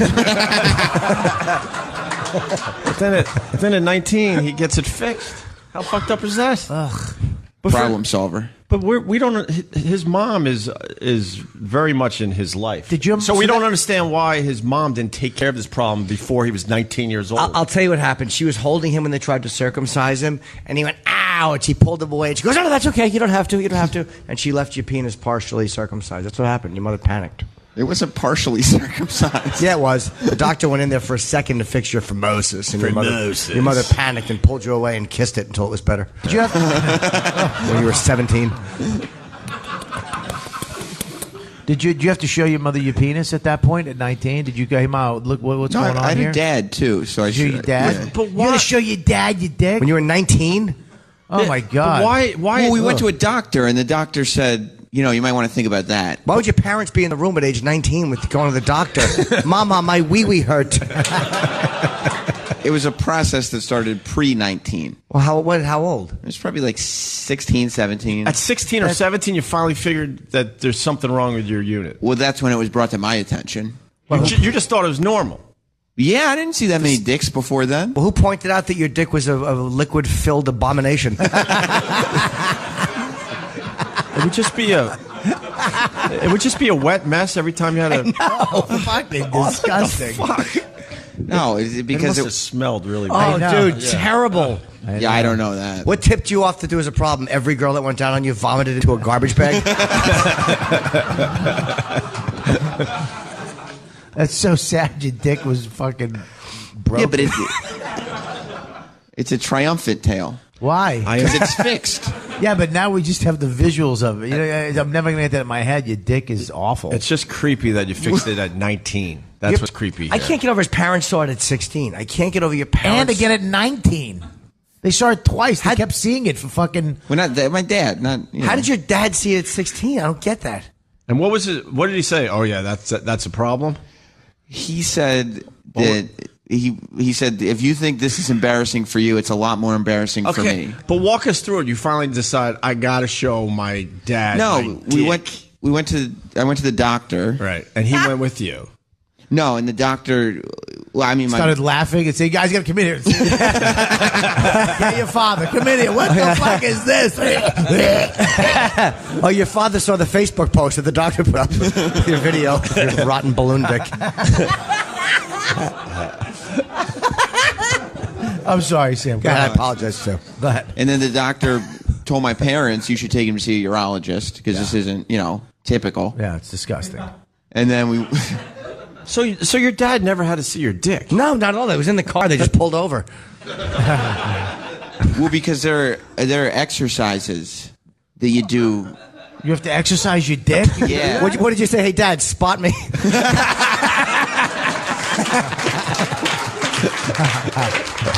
Wow. Wow. So, can I ask a question, though? Yeah. They didn't know your dick was broken back when you were a kid, when you got circumcised? It was news to me at 15, 16, whatever it was. But back then, because you have a boy, I have a boy, and when they circumcised, I was very vigilant about making sure that You got to keep that shit clean. You got to yeah. You got to keep it clean, or it will grow back. Right. You got to pull it back a little bit and baby wipe it all the time. Whoa, what? And then you got to what? You're getting a little too involved. Yes. He's got to wipe it quickly, Make sure it gets, Bobby. Make sure Exactly. It gets, yeah. No, but Wait, why are we moving past the fact that he... Bob's giving weird advice. You got to pull it back and scream, "Dirty boy!" Why are we put an elastic around the nuts? Why are we moving past the fact that he exercised his dick and we're not asking what kind of exercise? That's a great point. What kind of exercise? What kind of exercise?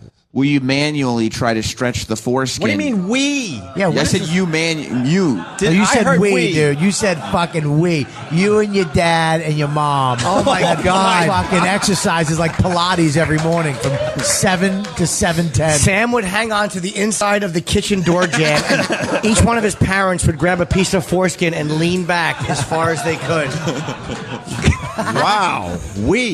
He put baby carrots on the top of his dick. He got a hard on and then got it soft. What? What exercises did you do?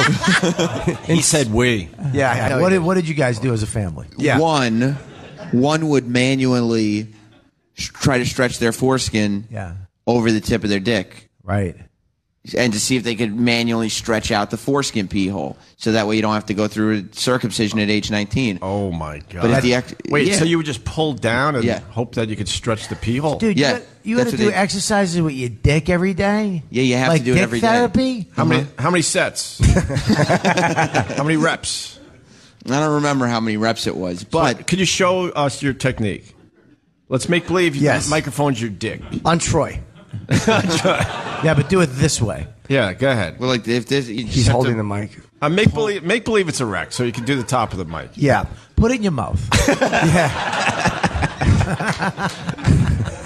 Well, so this is the top? Yeah. He's pointing at the top of the microphone for the radio. So there'd be audience. foreskin covering it. Sure. Completely. And we get our dick where we have them. Go ahead. With a tiny little hole that you need to now stretch. Right. And so you take the sides like this. Right. And just And pull hard? down. What the fuck? Does that hurt? You don't want to cut yourself. No, of course you don't. But did it make you hard? No. It did, right? Yeah. I mean, no, it did not Fluffed make up me a little bit. I'm not going to say it didn't chub it up a little bit. But Can I ask you a question? So when you were jerking off at this point in your life, were you jerking off? Was cum getting in there? Oh, was God. filling up with cum, like a cum balloon? Oh my God! Jesus, Bobby. Your dick head must have smelled like his head when he takes the hat off finally. Like, you know, the inside of the hat brim? That's what your dick smelled like. Yeah, I don't know. I guess because you just have to line up the You have to line up the foreskin hole with the real pee hole. And then just hope it for the best. When did you realize the It's exercise? just like fucking putting IKEA furniture together. Fucking. Holy shit. Bobby. What the fuck? What a shitty fucking life you had. You had to do fucking things with your dick as a kid. So how long before you realized the exercises weren't working? Yeah. Honestly, I didn't put my all into the exercises. And there was only one exercise? That was it? Yeah. There were it's not like there were moves or machines or anything. How many times were you whacking off and you gave yourself pink eye before you're like, something has to be fixed? So were you sad about your dick? No. You didn't get bummed out about your dick. Oh, I was bummed out that I had to go get circumcised at 19. Yeah, that was a bummer. When did your dad see it? I'm obsessed with the fact your dad's after age 16. Yeah. My father has not seen my dick since I was probably 4 years old. None of my fathers have seen my dick ever. No, but a lot of their friends have.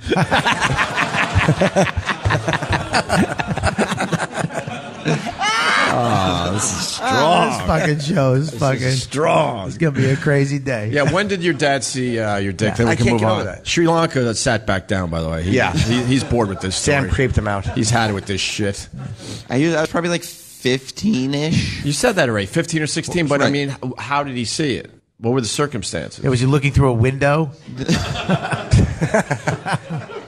He said, if you think this is embarrassing, I remember he said, if you think this is embarrassing for you, it's much more embarrassing for me. Okay, but that's the statement he made. And then he said, As a father, because he has a son with a shitty dick. Yeah, exactly. And he's standing there with a powerful rod. I didn't mean that. I'm sorry, Sam. But why did he feel like he had to see your dick? That's the question.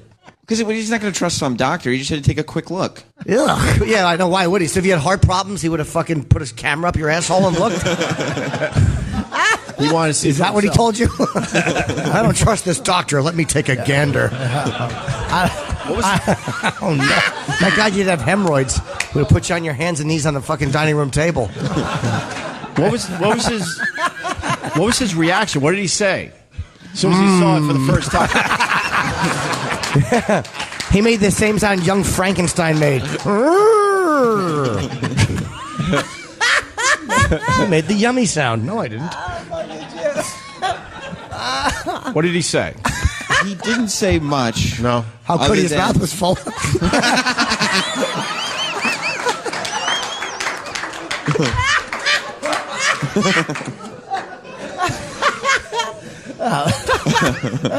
is fucking great. Other than he said that hole should be at least the circumference of a pencil. How the fuck does he know? Because he has a dick too. Did he try to? Yes, he raised one. Did he try to fix it himself? I got this.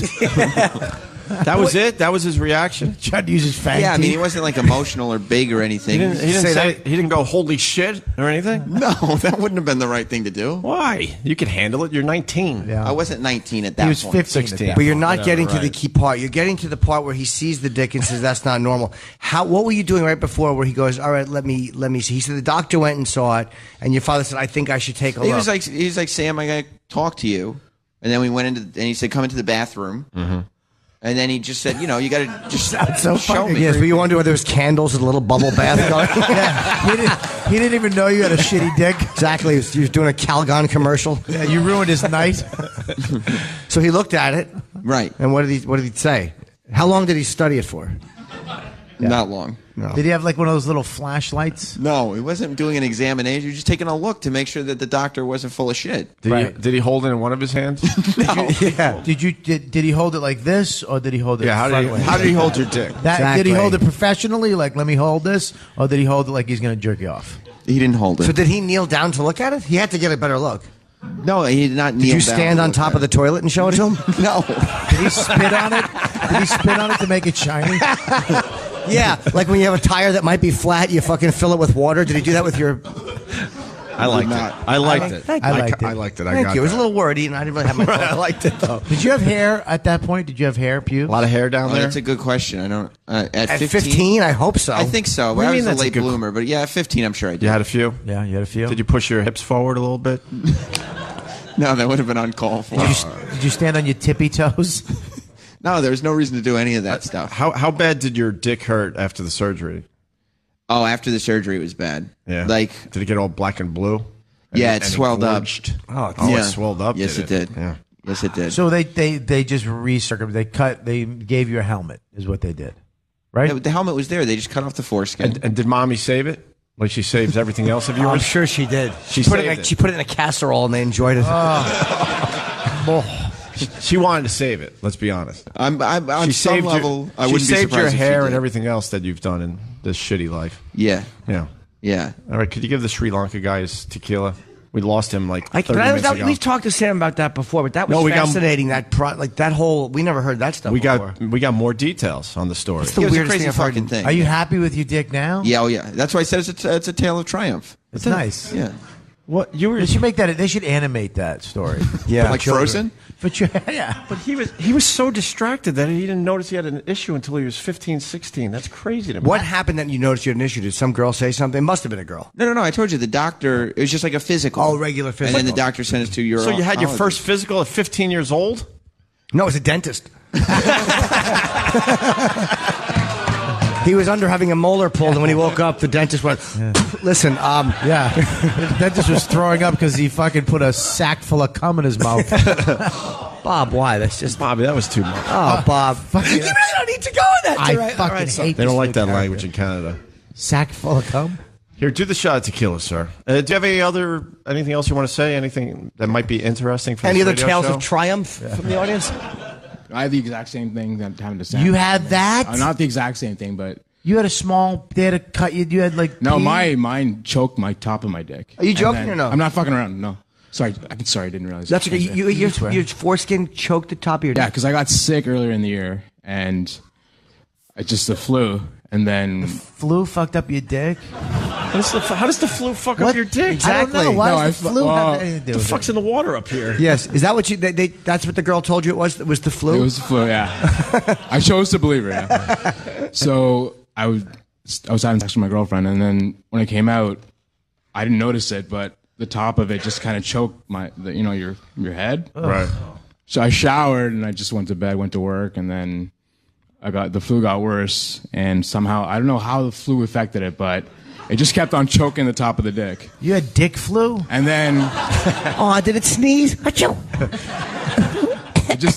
so I had to go into the hospital, and I saw a urologist, and it was a hot urologist too, and she had to come in, and your dick is all soft. She had to push the bottom of the thing on top, but when you're swollen like that, it fucking hurts.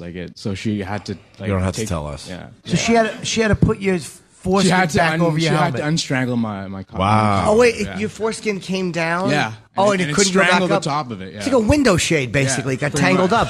up. Oh, Wow. okay. You got to cut that shit off. No fucking way. As soon as I got it. Does It's anyone? gonna hurt? But if you if you get circumcised, you won't have to worry about that again, Right. dude. Or I could just shower after having sex. It's just. Yeah, you're Just right. to You bed. fucking dirty asshole. Oh, it got all matted and fucked like a sock with honey on it. I gotta ask. Anyone else have a good dick story?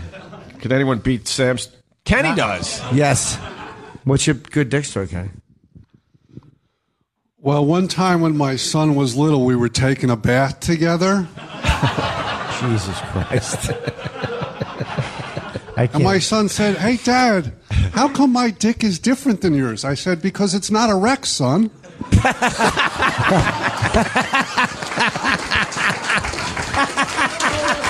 Kenny! Oh, wow. Very nice. This girl, are you all right, sweetie? I feel she is. Does she want to be here? I don't know if she wants to be here. She doesn't know about the show, does Which she? girl? Yeah. We can always tell the ones that don't know about the radio show. Oh, she probably got bullied by her boyfriend. She's like, it'll be fun. They're nice guys. All right. Sweetie, are you cool with all this? Yeah, I'm you all fine. right? Not you. Oh.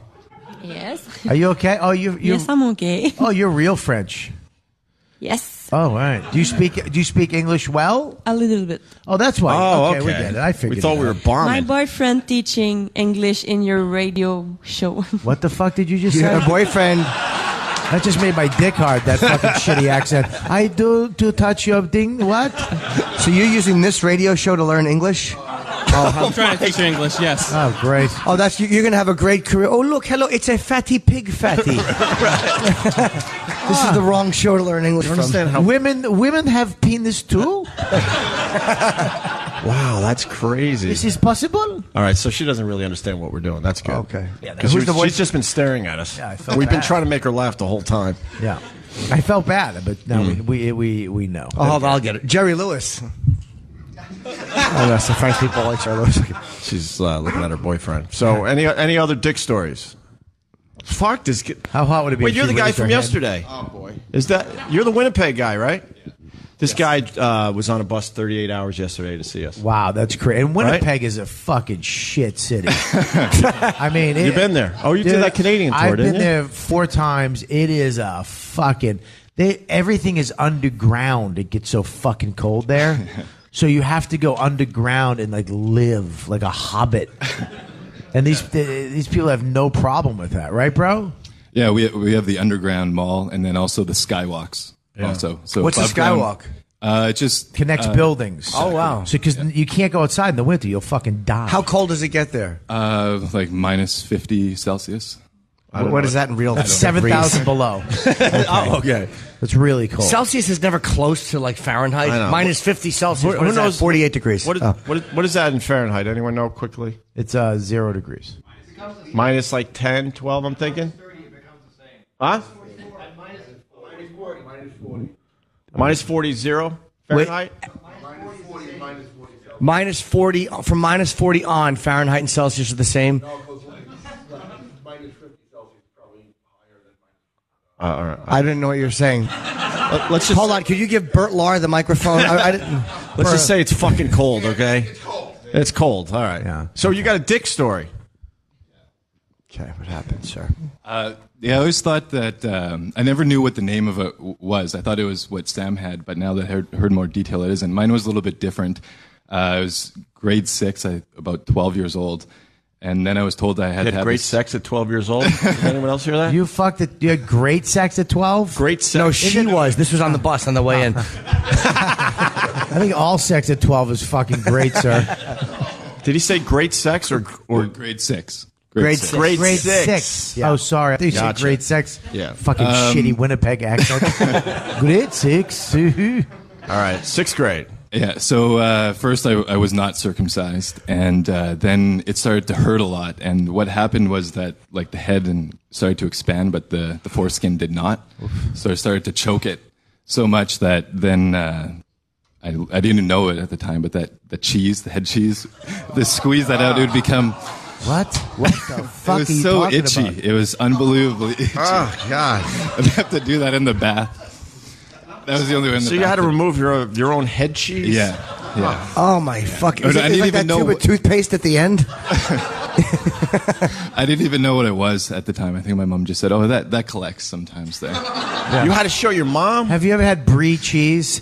Oh, wow. Dude, So anyways, then there's more. Fucking great. Yeah. Yeah. What happened? Like your parents would have parties and they ask you to rub your cock on crackers for the guests?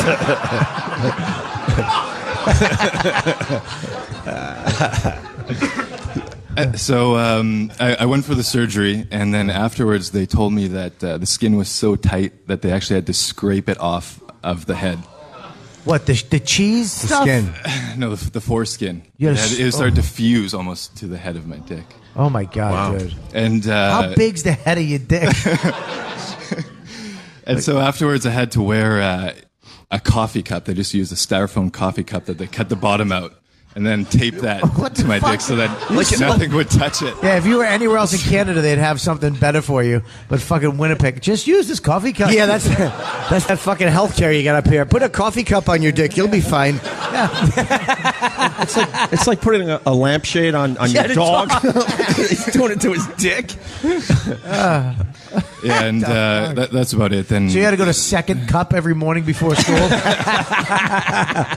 Was your first refill free? You had a coffee cup on your dick? How do you put your pants on? I don't even know if Did you tie a string to it and put it into another coffee cup and talk to a girl?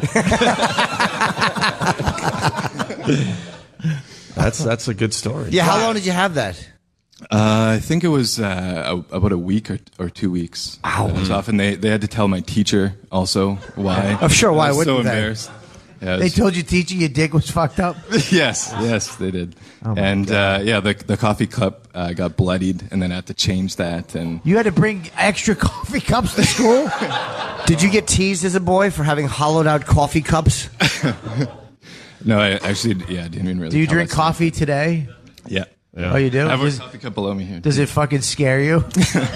Is your dick all right now? Yeah, no, now it's fine. Can we see it? Let me see it. the stitches dissolved and everything like that, so I didn't have to have that removed. So. All right, well. Wow, that's a shit story, dude. Yeah. 6th grade to go to school with a coffee cup on your dick. Dude. For 2 weeks and then change it in school. No, I stayed home. I did stay home. I didn't go there. Oh, for 2 weeks you stayed home? Yeah. That's why they had Why'd they tell your teacher? Well, that's why. They were wondering why I was gone. I get you. Okay, so you stayed home for 2 weeks with a coffee cup on your dick. Yes. Yeah, watching Price is Right and other things. And my mom coming and giving me food, soup and stuff like that. Changing your coffee cup? No, I did. I was able to change it myself. She was going for some peaks, huh? All right, thank you, sir. I think we're going to take our first break. What a disturbing hour this is. It was great. I thought it was an informative hour. And, yes. And actually, these guys with fucked up dick problems got to finally let it out in front of other Canadians. A little therapy for everyone. Little therapy, man. Good for you, dude. I'm glad you did. Good for all the healthy dicks in the room. Let's hear it for Bob Kelly, who's going to be with us for the rest of the show. Where are you going to be tonight? I lost my note already. I'm all over. With David Tell. I'm doing David Tell's show, which is fucking at the Tranny Bar. And David Tell's going to be joining us as well as a lot is Dave coming? Yeah, and good. Jefferies and Bill Burr and Marc Maron. Who else? Judy Gold and others. I mean, people are going to just What a pop in. show. So we'll be back. Thanks, guys. Opie with Jim Norton on Sirius XM. More from Just for Laughs, Montreal. Coming up. This is Opie with Jim Norton. Live from Just for Laughs, Montreal. Yes, we're back live from Montreal. Also want to tell the people that we are broadcasting on the old internet on my YouTube channel, Opie Radio. I also sent out the link on my Twitter, which is also Opie Radio, if you want to kind of take a look at the broadcast, all right? People were really enjoying the first hour until the dick cheese thing. Oh, they didn't like it? I just checked my Twitter. People are gagging. They said it was a great hour until that point. So you fucked up the whole broadcast, sir.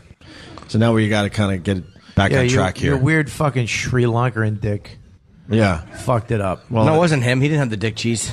No, he started it. Yeah, his dick was being choked to death, and then that guy went over the top with the dick cheese. So I think we're done with dick stories. It's good. Although Ari's here, and Ari's got a massive fucking ball bag, so maybe if you guys behave yourself, we'll allow Ari to show you his big, huge ball. He'll bag. actually paint an S on his balls and pull it back through his asshole and use it like a cape. Jim Norton, The Vice Show, doing very well. Yeah. Part 2 came out yesterday. Yeah, Vice.com. Vice.com. See my show. It's on there. How many people have seen it so far? All right, that's pretty good.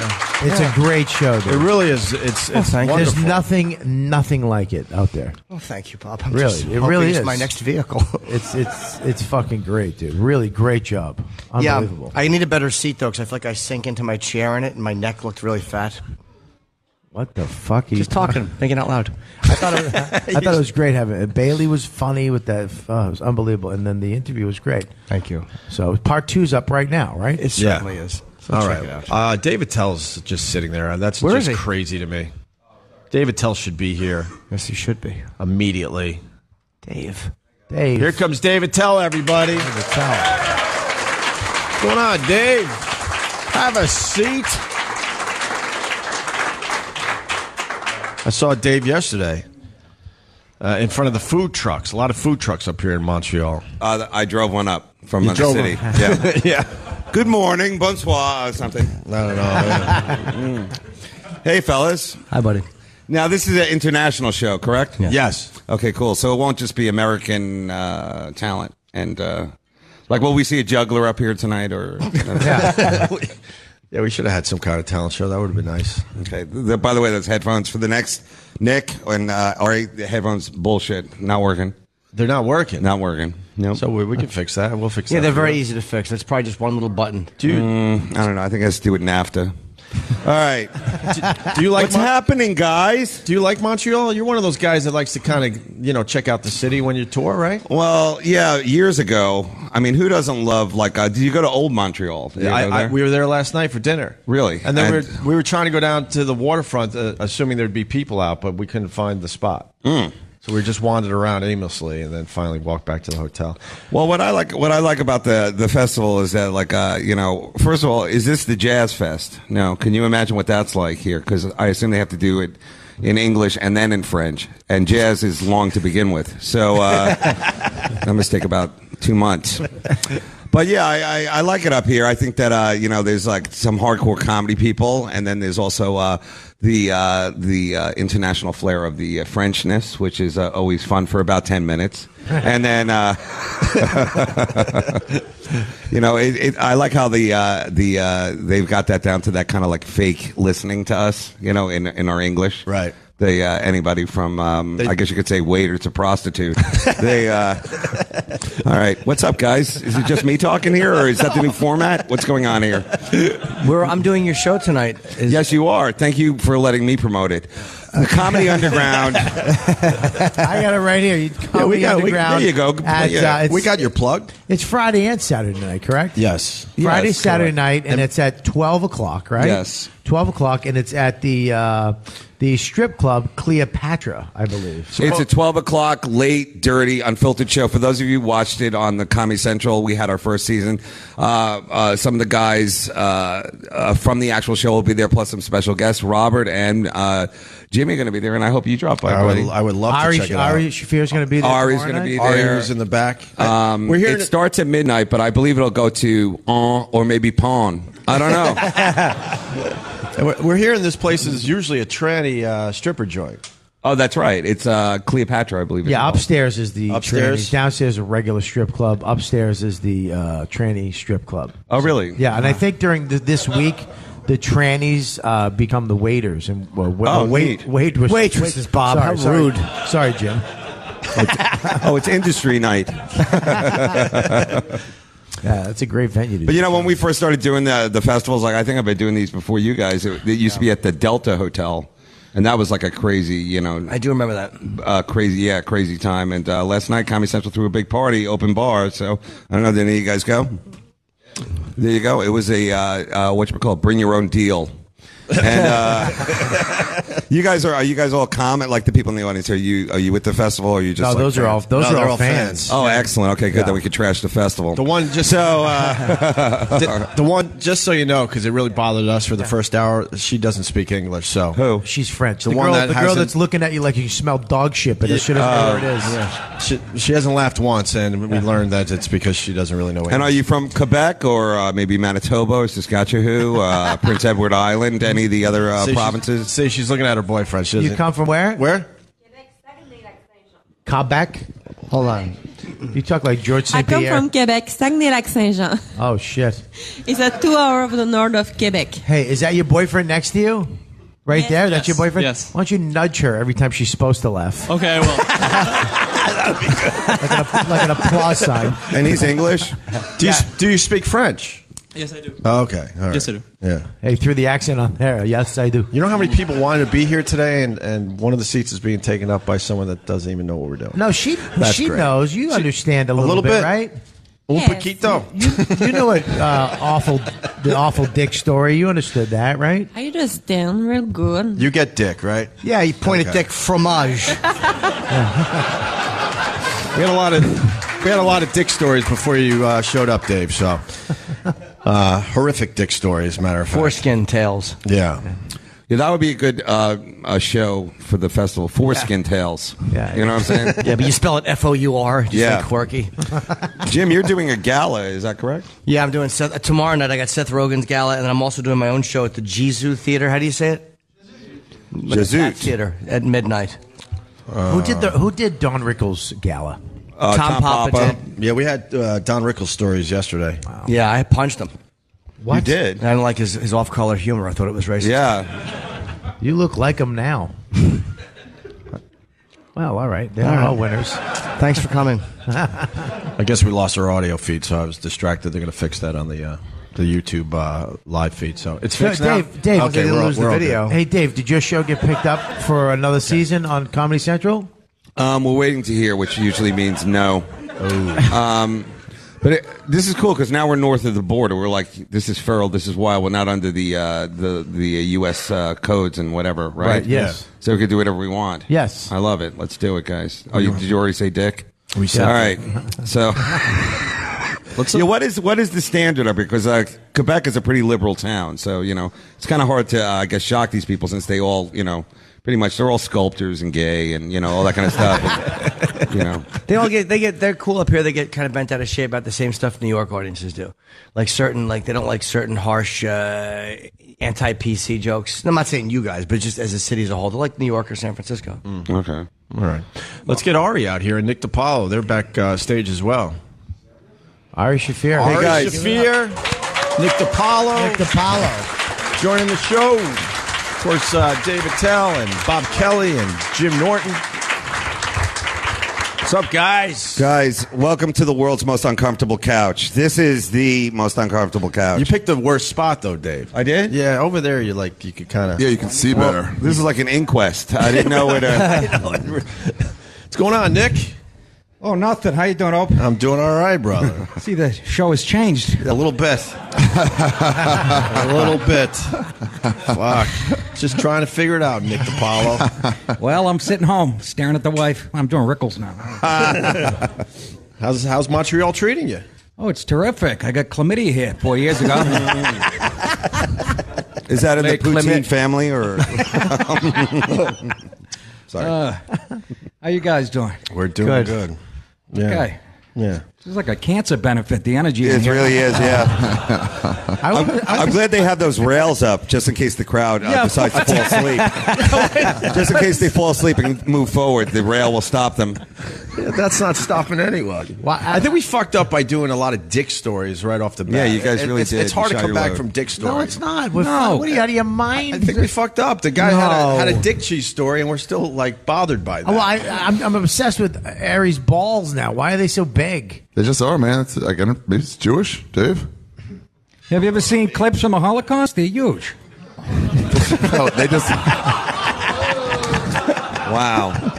They just look bigger. What'd I say? That's just the rest of the body's so small. Yeah. The sack is, All right, do you still show them off, or? Yeah, they're called for. I guess I can go to the crowd right now. Do you guys want to do like I'm 52. They can't be bigger than mine. surf my balls back to the back of the crowd? I paradoxically have little balls. Do you really? What? Really? Yeah, you have a great dick, but little balls. that would be another great festival show. Little balls. Little balls? Great dick, little balls. Yeah, my dick actually just looks better because my balls are really. I have like baby balls. When you sit to pee, sometimes you're taking a shit and you start pissing. Do you ever piss on your own balls? Are they that big? Oh, come on. No, I'll leak them into the water, but no. In the water. You can pay people. Me neither. How would I piss on my own? How small my dick have to be? It's not below the ball. Oh, I get it. Welcome to Meet the Press.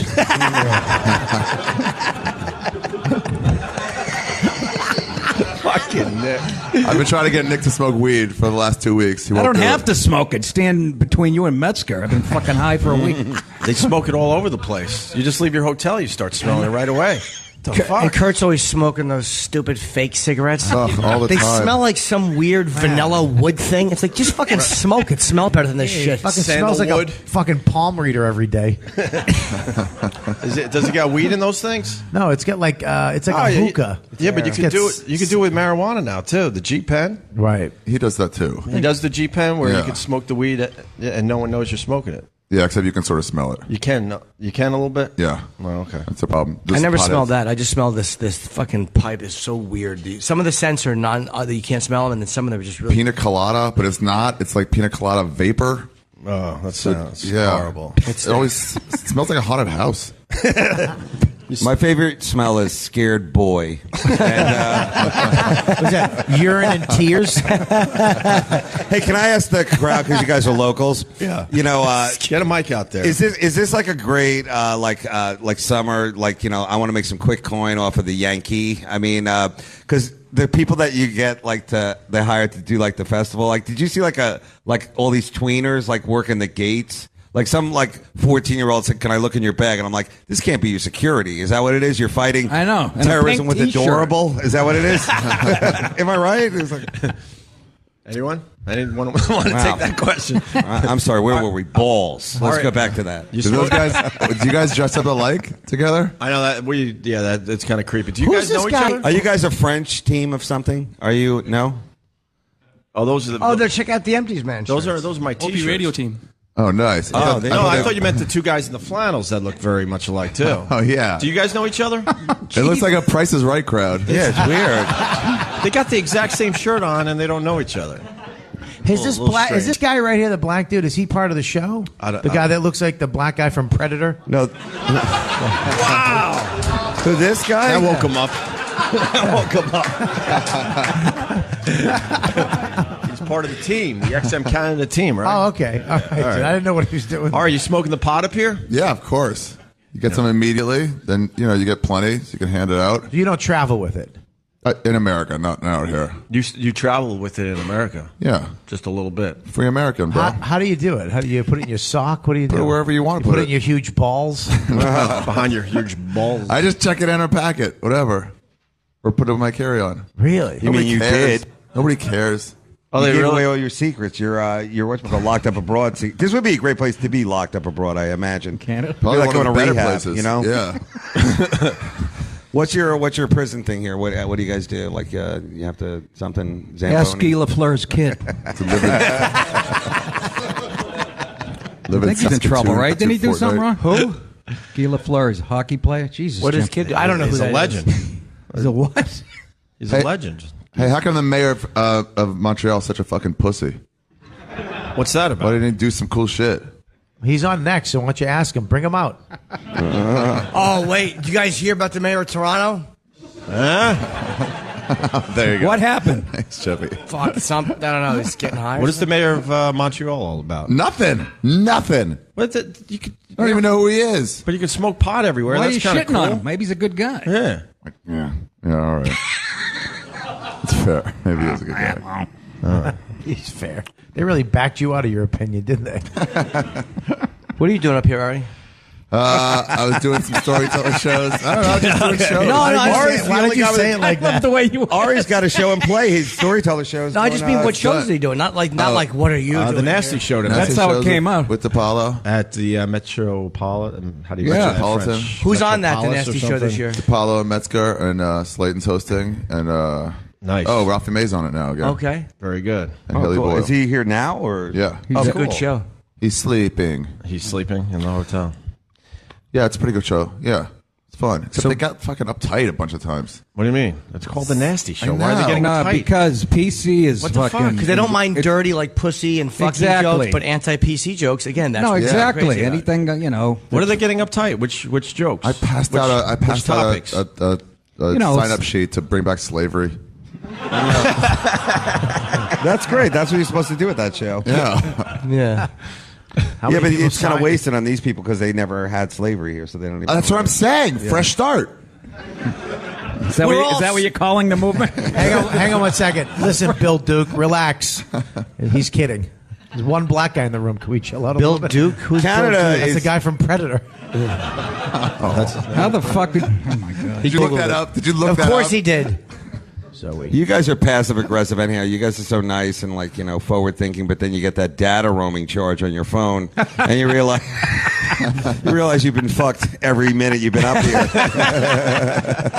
What is it, like $9 to turn your phone on up here? What is it? You got to switch over, Dave, before you leave. I got a phone You got to plan. change your plan, Dave. I got a plan, but now I'm on data roaming, so I don't know what to expect. We'll be right back. So Ari, tell everybody about your new show, the storytelling show. Oh yeah, it's going to be on television. Is Dave managing you? What the fuck? Dave's trying to help the young boys. I'm trying to help him promote. themselves. Come on. Yeah. Where's it going to be? It's coming out Comedy Central in the winter. Yeah. We're shooting in September. And what's the gist? That's they don't even give you a date. They just give you a season. It'll be on in the winter. I don't know. So They dress told for me your maybe show. January. It's just stories. Just comics doing stories. Okay. D.L. Hughley's going to do it, and Rogan. Hey, if it's Christ. half as fun as this is right now, it's a hit. It's going to be All right? amazing. What kind of stories, though? Just anything they want to tell? Yeah, we have different topics. We do friendship stories. So Okerson's going to tell a story about having a 3-0 with Metzger. Right. Oh, it's a bedtime story. Yeah. No, it's just the two of them together, but Jay's fat. And he assumed someone else was there. So wait, it was Jay and Kurt. Can you tap the whole audience, please? That sounds like a strange combo for a threesome. Jay and Kurt. Kurt told me the story too. It's a good story. Really? Yeah. That's a great story. Jay tells Who was the girl? Was there a girl in one? I think so. I don't know. I haven't heard the whole thing. I just heard details of it. I heard she had a limp. Well, she did after Kurt got through with her. Yeah, we learned yesterday about his big piece, but he has a small fucking helmet. Oh, really? That's what he was telling us Here's yesterday. that photo of what's the photo called? What does he call it? Oh, a Phantom of the Opera, where half her face is covered by his dick. What did he name it? He told us yesterday. I just told you. No, there's another. Oh, whatever. Can I be Maybe on your names. show? I tell good stories. Yeah, sure. I have a story about getting pulled over by a cop and some funny stuff I said to him. Did you get ribald? I just want to go on this and just tell these really hacky jokes. Like he goes, "Hey, you know how fast you're going?" I'm like, "Oh, because I got drugs in the car." So it's going to be on Comedy Central eventually. Yeah. I'm haven't excited figured out for when. it. All right, that's We're doing it at great. a strip club in L.A. Mm-hmm. Should be cool. They're letting the stories go and stuff. I don't like strip club shows. How many guests did you guys think you were going to get here? That's what I want to know. Yesterday we had. We're gonna what? have at Surviving least- members of the Hudson Brothers or something. What'd you have? We're gonna have at least 4 or 5 more. You guys. Oh, really? Yeah. Really? It's gonna be packed today. Yeah. Wow. We've got Bill Burr, Jim Jefferies, Marc Maron's coming by. So we're just the first Judy wave. Gold. Yeah. We're just. When are they coming by? Probably in a few minutes. We don't know. You're hoping. Wow, this is really awkward. Let's talk to that French girl. Hey, where are your French friends? Where is it? What do they do for the summer? They're nannies or something, or au pairs? What do they do? She's saying, what What'd he What are they say? saying? How did you drag her here? By her hair.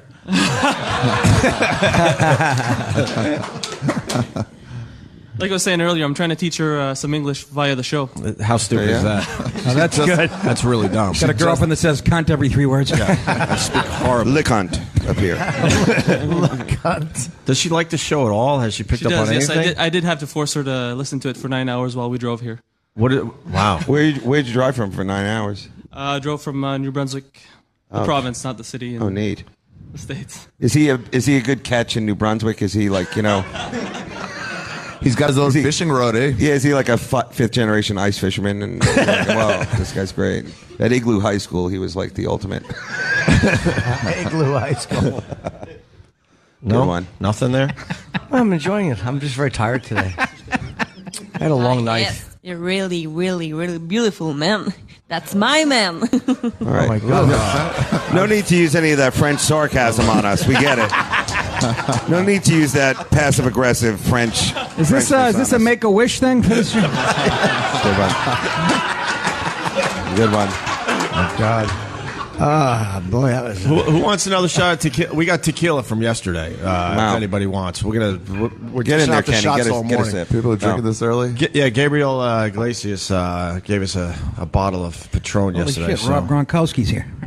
And Kenny's pouring like double shots. Who wants the next? All right, in the back there, Kenny. There you go, buddy. Let's meet. Get wasted and try and figure out the fucking elevators in this hotel. Go ahead. What's your name, sir? The door to open. I was with Weird Al Yankovic for 2 minutes. Weird Al is fucking huge right now. Is he? Yeah, he's got the #1 album in the country. Number one album in the country. Like This 50. one? No, in our country. In our country, yeah. They're into his goofy shit again. I think he's going to be at the festival too. Really? Yeah. Song parody guy. Yeah, he's doing well with it. He's doing great. At least he's not a fucking mime. What's your name, sir? Eric. Where are you from, Eric? Here. Montreal. Montreal, yeah. What do you do for a living? I test video games. You do? That's pretty Oh, cool. that involves weed. Who pays you? Your mom? Does your mom pay you that in your basement office? See where I'm going with that guy? Okay, let's get back to the ball sack. There's got to be something more to talk about there. All right, I don't think we have much on that, right?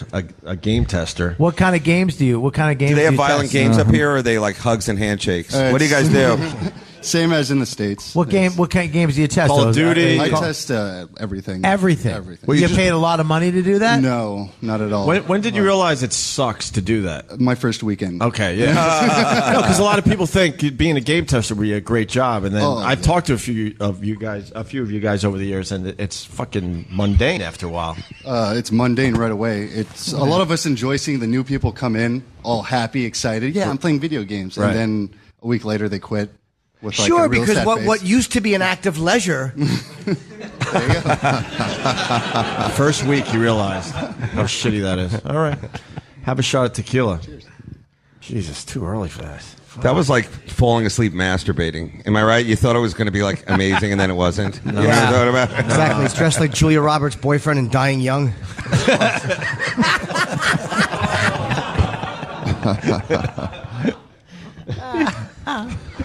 Who else wants a shot at tequila? You over there? Really? Are you old enough to? Oh, it's 18 in Montreal. It's 18, yeah. How fucked up is that? And they start at 16. They start oh yeah, You of know, course. they go a little early. Right. All right, pedophile. We get it. What's your name, sir? Addison. And what do you do? Where are you from? Here? Toronto. Toronto. Your name's Addison? Yeah. The thing that killed our president, JFK? Let me tell you something.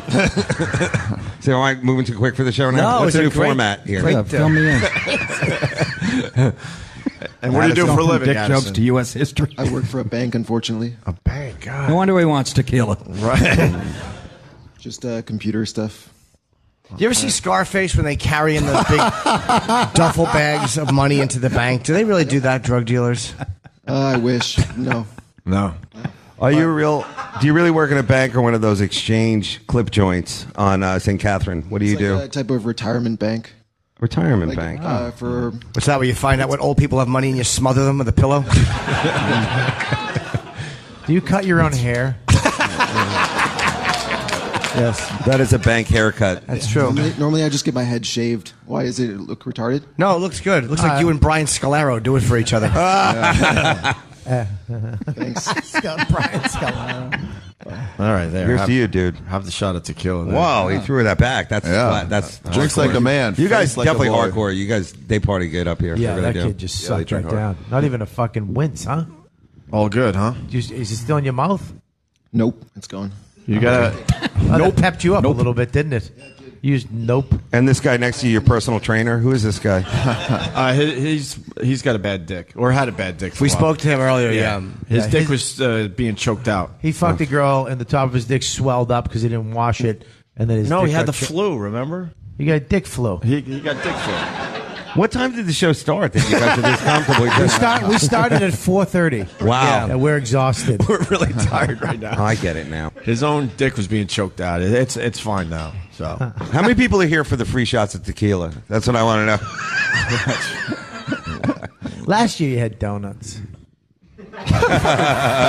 Badass. Jesus. we got donuts. Fucking Sirius really cut off the fucking. Oh boy, There's no do they. donuts. There's no fucking. Are you mad about loaded. the fruit? Huh? It's fruit back. Fruit. I get it. It's a fat joke. Yeah. Oh, come on, Bob. Come on, him. He said it. I know. You're the one who got fat. Touche. Can I? Last night when we were hanging out at the party, Bobby had 2 pizzas, and one of them was the bait pizza. One with was like, a decoy. Yeah, did you talk about that yet? No, we ordered, me and Ann Harris from Comedy Central, we ordered pizza, but we were right in the lobby, so we ordered the pepperoni and the cheese, and then we ordered a veggie decoy that we left open. Yeah. And when people want pizza, we're like, yeah, go ahead, have a slice. And it had fucking asparagus on it. It was a horrible pizza. Fucking artichoke. Fucking. There was no love. There was one girl came out with Doug Benson, and Doug, you know, Doug's always kind of fucked up. He was fucked up. He came out, and one eye was bigger than the other. Yeah. And he was with this girl that was trashed. And she went to grab a slice of pizza, and she fell from like the end of this table to the end of that table, and smashed her head into the wall, into the fireplace. I thought she was flexing. I don't know what she was doing. She just, I love drunk people because she just go, I'm fine, and then just blood trickled down her face. Wow. I'm okay. I don't need an ambulance. Wow. Oh, it was fucking brilliant. All kidding aside, that's what happened. Get your hands off me, you fucking pervert. What did you say? Like Doug has like one eye bigger than the other? Is that what you said? He was so drunk last night. He was high, right? One eye was just suffering a open. traumatic brain injury. I thought he was looking through a telescope, only he could see. I didn't know. He's ahoy! He used to be a pirate. Ari, I'm sure you have a story on one eye. Nothing. This is kind of degrading. Man. Is Judy here? Yeah. We should take a break. We'll take a break. We'll get Judy Gold here. I don't want to stop this magic. Yeah, we'll regroup a little bit. Where's everyone going to be? Quick plugs. Nick, the Nasty Show with Ari, right? Tonight and tomorrow at the Metropolis, I guess. Metropolis. Okay. Metropolis. I don't know. Look how it's fucking written. And then, How's it written? Metropolis. And then Festival. Dave Attell and Bob Kelly and Jim Norton. Where are you guys going to be again? For the festival? Yeah. I'll be at the Comedy Underground shows, 12 midnight, Friday and Saturday. Some of the guys who are on the show, but Bobby and Jim will definitely be there. Hopefully Ari's there Saturday Nick night. is open invitation. But there's a lot of these shows are scheduled at the same time, so it's kind of a Sophie's choice. Yeah, you go to what you want. I mean, I've got mine tomorrow, and you've got yours tomorrow, and people can make their own decisions. With that, we'll be back with Judy Gold, everyone. Live from the world's largest comedy festival, Just for Laughs Montreal. This is Opie with Jim Norton. More next. Opie with Jim Norton continues. Live from Just for Laughs in Montreal.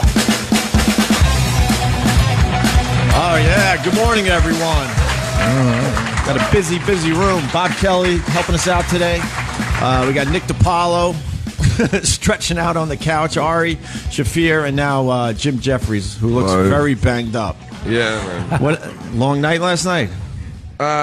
Short morning. Short morning. What time did you finally hit the room? A couple hours ago? Yeah, I went to bed about 4, and now I'm here. Wow. I'm feeling like shit. You look very refreshed. It looks like how he feels. Yeah, I don't know why I came here. I don't know what I thought I could add to the show. You know, when you wake up like, oh, really give him some good comedy. Yeah. No, I feel like garbage. Yeah. Are you just tired, or do you feel sick? Because the sickness was the worst part of it. No, I'm still drunk. You know, that's alcoholism. You know what I mean? Like, you know when you wake up, there's like two levels where you're like, oh, I'm hungover. Yeah. No, I'm still fucking drunk, man. Wow. You want a shot of tequila then? No. We do have it. I'll have it with some orange juice. If someone can make me some tequila with some orange juice. Ari, get him some orange juice. You motherfucker. Where were you last night? Just downstairs. Just at the hotel bar? I wasn't doing anything super exciting. I was in the bar downstairs. It was Comedy Central free drinks night. Right. And I've got a theory on alcohol is you should never get fucked up if you have to pay for the drinks. But I didn't follow that theory. There's your orange juice and big shot of tequila from not a big shot, just a little. There you go. Yeah, there you go. That'll help you out a little bit. I don't know how people do that this early in the morning. Fuck. Holy fuck. Where's Judy? Good for you. Yeah, let's get Judy Gold and Marc Maron. Hey, Marc. Where's Marc? It's casual. Come sit. Marc Maron and Judy Gold, everyone. Oh, wow. Judy Gold. Yeah, wherever you want. Sit right there. Attell is smoking. He's coming back. Oh, it's Yeah, David, tell me to. Hey, what's up? How are you? You look like you used to be Jim Jefferies. Yeah, Jim had a rough night, and he's having a little tequila and orange juice. Hey, So. Mark. All right. What's up, Judy? I need coffee. I'm fucking tired. Everyone's I don't know tired how you today. get up this early. Well, it's not easy. No, it's just money. We probably should have done this in the afternoon. Yeah, the money helps. Yeah, I've been up coughing all night. Why? I have like AIDS. No, I have Like AIDS? It's like AIDS. It's a hybrid. It's a little form of it. Yes. It's not HIV. Just Yeah, and gay. So I don't know. I'm coughing. Like I got sick here last week. It's probably from flying. Plane Yeah, flew to the me, yeah. ears. That fucking descent when you the worst. Yeah, that's why babies cry, because they can't pop their ears. Wow. Oh, Jim. Jim, you're full of information I today. love that side of you. Yeah. A fun fact. Yeah. That was fun for everybody. That's why all air stewardesses are fucking irritable.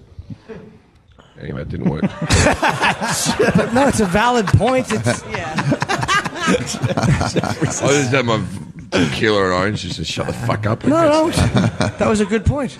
Yeah, Jim was drinking for free, thanks to Comedy Central last night. Oh my goodness. I know. That was great when we went to the bar and they're like, What? it doesn't cost anything. I'm like, Yeah. That was great after I fucking put down $15 and he took it as a tip.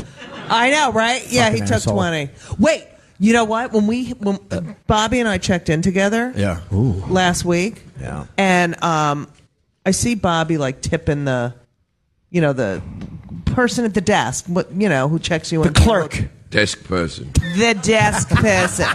So I'm like, oh, I'm going to tip the desk person. Yeah. So I give her a 20, and then she's checking me in. I'm like, well, I'm Hyatt Gold Passport.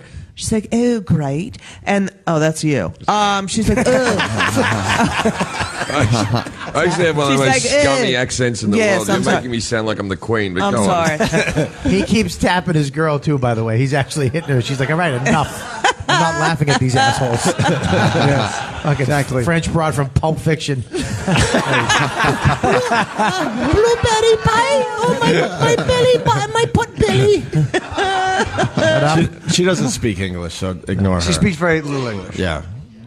Is that Anyway, why you're- she's just staring at us? Yeah, Yes. yeah, it's creeping Yes. everybody out. It's been creeping us yeah. out for 3 hours. Yeah, we She laughs, though. Like, she laughs. No, he's because that poking guy's her rib. tapping her. He taps her. We told the guy Oh. to tap her so Yeah. she could like an applause look sign like in an All old right. sitcom. Yeah. What were you saying, Judy? Yeah, what was You the checked rest? All in. right, and so you're we gold? check in. So I said, I want to go to the Regency Club. Mm-hmm. I should be able to go to the Regency Club. Fuck Yeah, yeah. Judy Gold. You get like free breakfast. Yeah. So I gave her my high goal, and I go, can I go to the Regency? Well, it's going to be $50. And what the English fuck now? is this accent? I can't. I'll do my German accent. She's like, it's going to be $50. And I said, well, can you, and I tipped her. And she's like, no, it's $50. And I'm like, give me my fucking $20 back right now. Well, you tipped her and she took it and then wouldn't comp you in? Yes. Oh, yuck. Bullshit. Yeah. Oh, good. Did you get your 20 back? No, she's a bitch. She put it in her little fucking pocket on the side of her jacket thing. I used to be a doorman at the Comedy Store, and I used to work in the original room, the small room, right? And you remember John Peters? He was a big producer. Yes, He yes. did Barbra Streisand or something. He comes in, he wants a seat, so he gives me $50 to grease me to give him a 50? good seat. a $50 bill, right? Back then, So too. I seen him in the original room, and then he finds out that whoever he was there to see wasn't on in the original room; he was on the main room. So he sends the other door guy over, but it was basically to give him the fucking money. But he sends the door guy over and says, yeah, he wants his 50 back. So I wrote fuck on the left side of Grant's head and you on the right side of Grant's head. And I said, yeah, go ahead and give that back to him.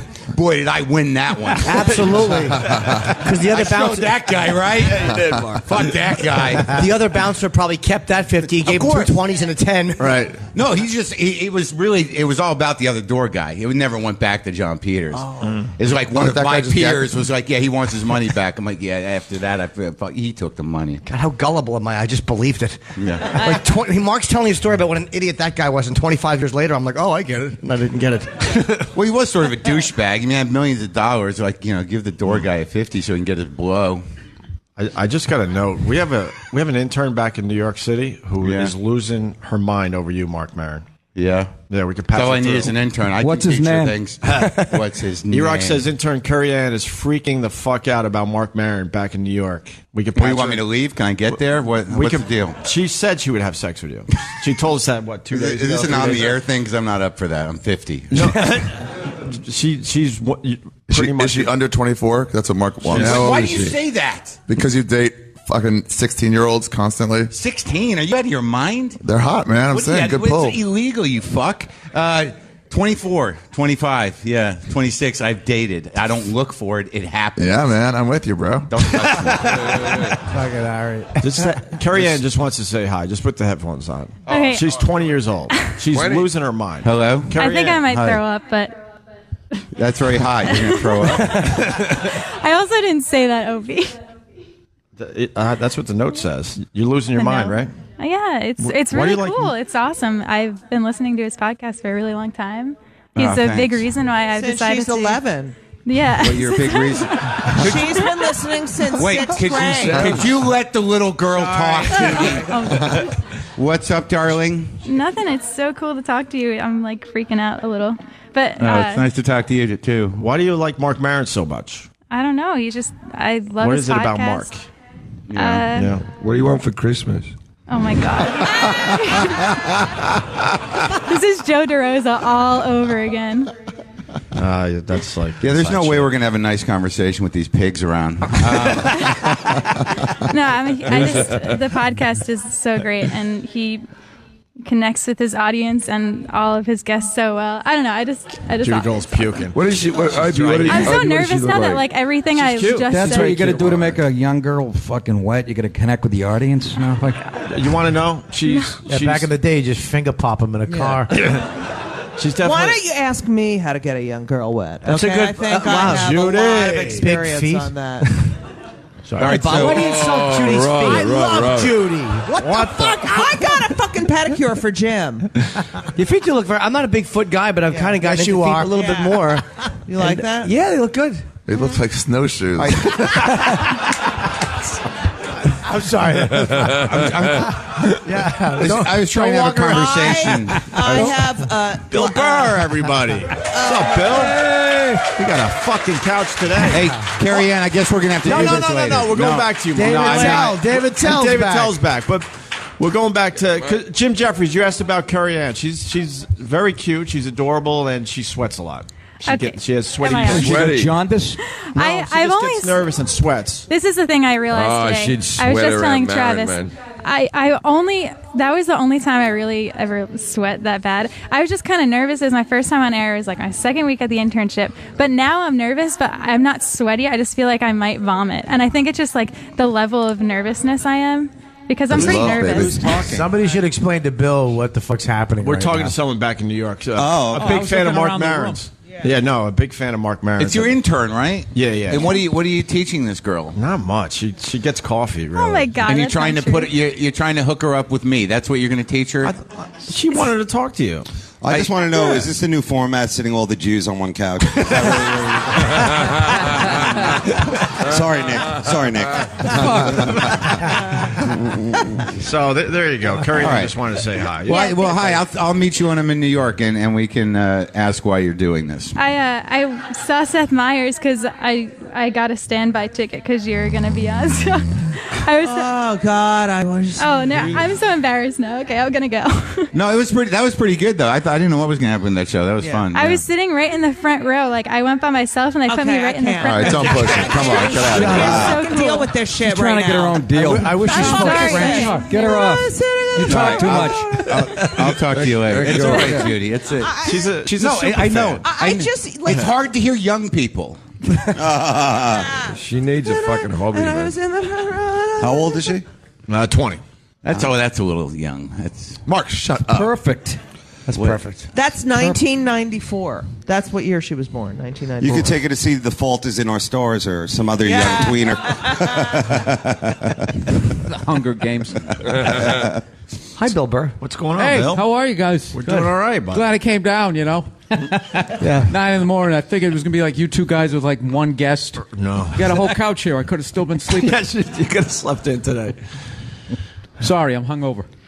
God, everyone's hungover and I'm not tired hungover. today. I'm just Mark tired. isn't? You're just tired? Just wanted to announce that for no reason. 7 guests and no energy. No, it is amazing how there's a. But look at Mark's hair. It's What's like going on? perfect. You do look very good. You look Sharon so looks good. good. I showered and combed my hair. Is that I a big know. deal? All right, fancy. The shower part. Oh shit! Who woke Jim up? Jim looks rough right now. Jim is I'll be banged up. right in an hour. You'll be all right. Just as What does that mean? All right in an hour? When will you be conscious and good? I'm going for the get drunk again theory. Second win. Hey, Bill, did you get your award yet? You're getting an award up here. Congratulations. Oh, That's Jesus. great. Yeah. What's the award? I was the only person who didn't have a good enough excuse not to fly up here and accept it. You know, there's a lot of deals to be I'll had. get one of those one. Yeah, it's one of those, the 7th. Well, do you want this award? Pastiest comic for 2014. Is there a word? Is there a title of the award? Yes, there is. He got there the. isn't. Brian Piccolo.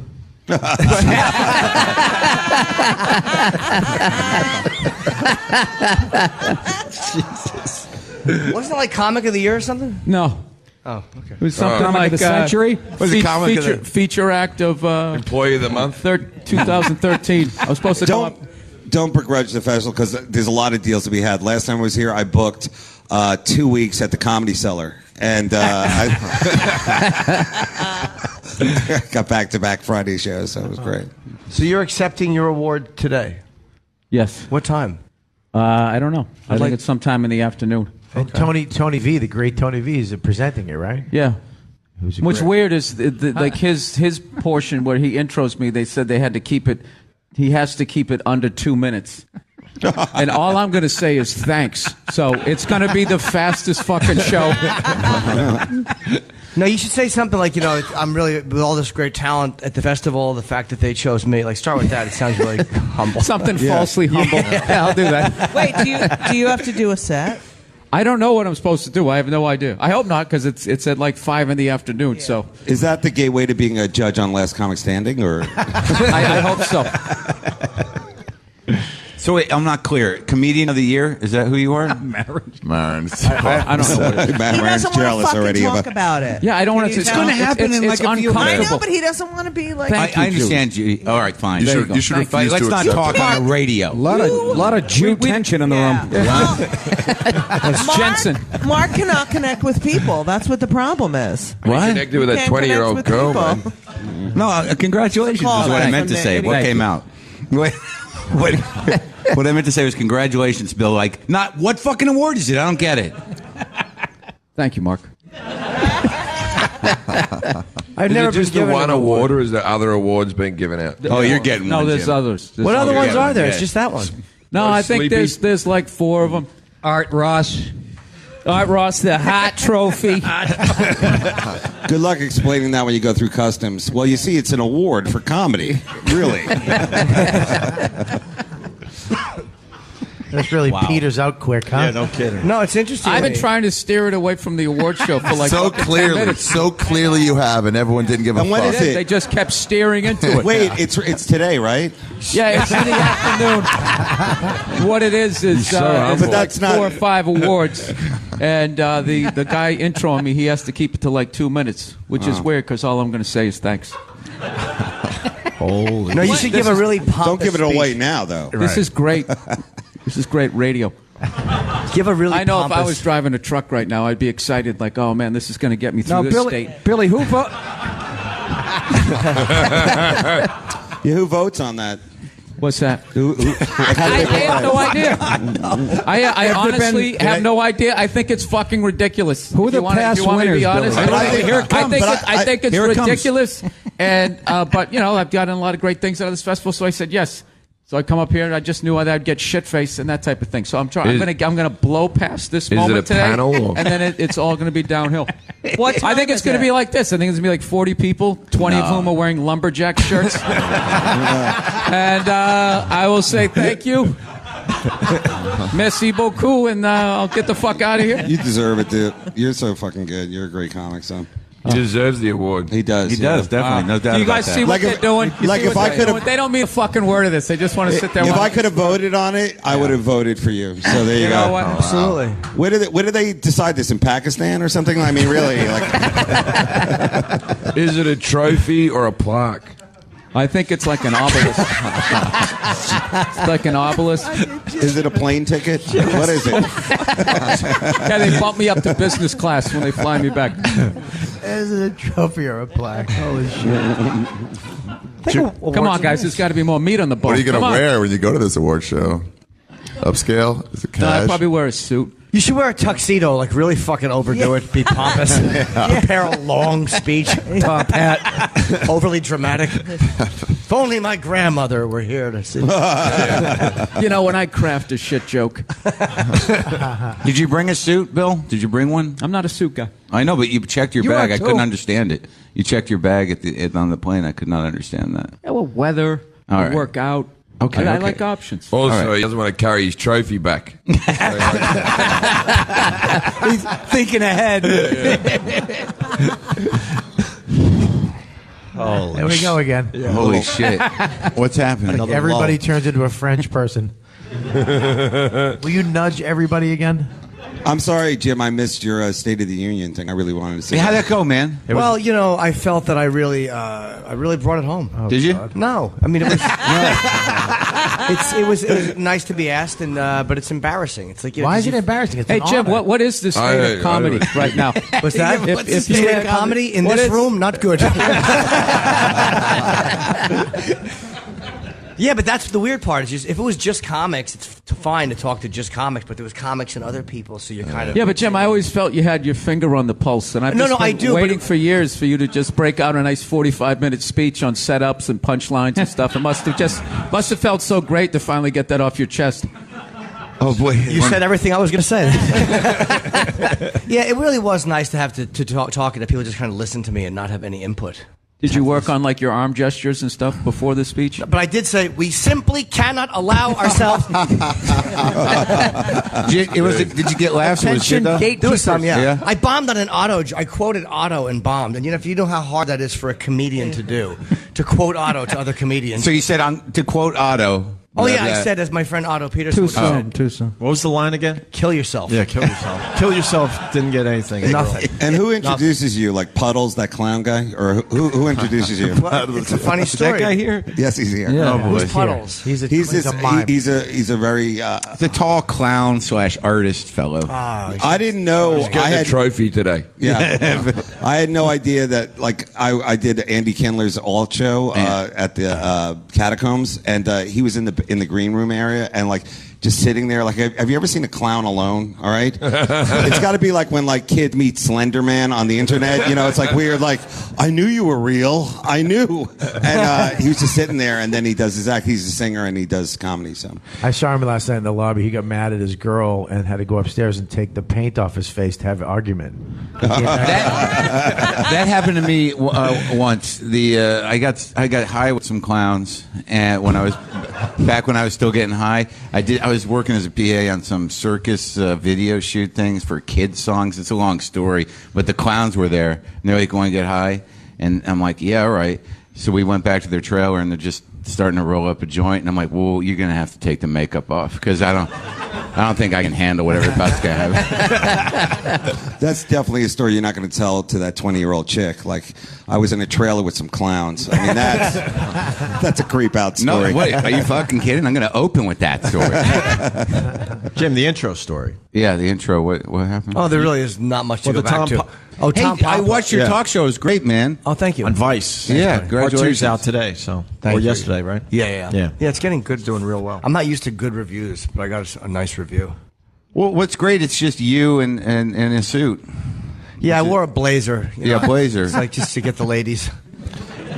No, I thought it was good. It looked good. You did good. It was. I was happy for you. And that doesn't happen for me. Thank you. And it was an honor to be asked to do it after the guy that you wanted to do it canceled. Well, you know, it really was. I actually didn't want him. They wanted him. Who? Richard Linklater.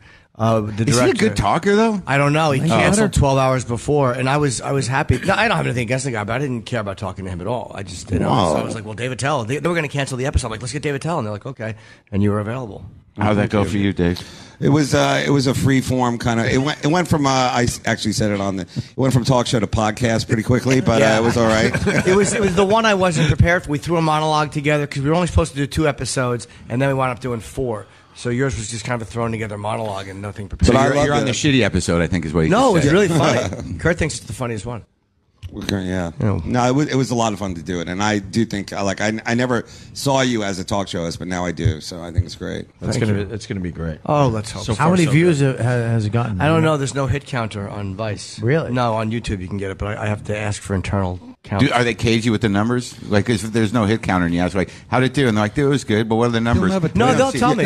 They will? They know how many there are. Who's your competition? They won't tell you, though. Yeah. Netflix doesn't tell you. It's weird. No. But they're like, we don't have them. Like, how can you not fucking have them? They have them. They have them. Who's your competition? Like some guy tutorial on dubstep? I mean, it's how to apply makeup by some tweener in Glendale. Sorry, Jim. Go ahead. Tom Papa introduced me. I heard that went well, right? Yeah, it was really good. Tom is it's a a great fucking guy. introduction. What did he say? It was the fucking worst intro. Something pleasant. Jim Norton's really nice. Yeah. And he works hard. It was like something fucking a person who's never met you says. Has he met you, Tom? Yeah. No. I didn't say it was funny. I'm just telling this. That's the problem right now. We all feel this pressure to be funny. Yeah, We just exactly. chat. I don't. We're just chatting. I haven't. How'd they pick Tom? Just because, or what? No, they asked me. They said knows they Jerry. didn't. They said they didn't have anybody who was an MC. They're like, we have nobody. Do you have anybody? I'm like, so I saw Tom. I asked him. that guy? Yeah. Originally it was supposed to be Richard Linklater, but he was. No, I asked Tom, and he said, yeah. And then they had a host, so it was weird. The host brought on Tom, and then he introduced me. It was just Yeah. Oh, well done. yeah. Powerhouse. This is as much fun as the World Cup. I'll tell you that right now. This is not even as much fun as the World Trade Center. Let's ask the crowd. Were you guys upset that you didn't make it to the whatever with the World Cup, or do you guys do that? Were you up guys here? in it? What? You don't care. No. I didn't Look watch at this one group. fucking game. Like they Town, eh? fucking give a shit about sports. Look at them. Are you implying that they're dumpy? No, they look hot with their. Anyone have a question for our guest today? That's how bad it is. Yeah. Any let's go to questions from the audience? Fuck it. Let's go to the audience. My God. It's a Q and A. Who's got a question for anyone on the panel? Anyone on the couch? Wow. That was Fair enough. That was not a Fair question. enough. That was douchey. What did he say? It was, He but it wants was a Red fair. Bull. He It was wants fair. That was live. Young Brad Pitt. Live trolling. That is a question. I just don't like his confidence. At the end, yeah. No, he's right. Kid's honest. I thought it was good constructive. Look at Kenny wants to grab him by the neck and throw him out. No, he's easy, Kenny. I don't see why you can't have a Rouge Bull. I mean, give him one. All right, we got a question in the back there, Sammy. Yeah, don't run, Sam. Take your time, Sam. With his clown feet.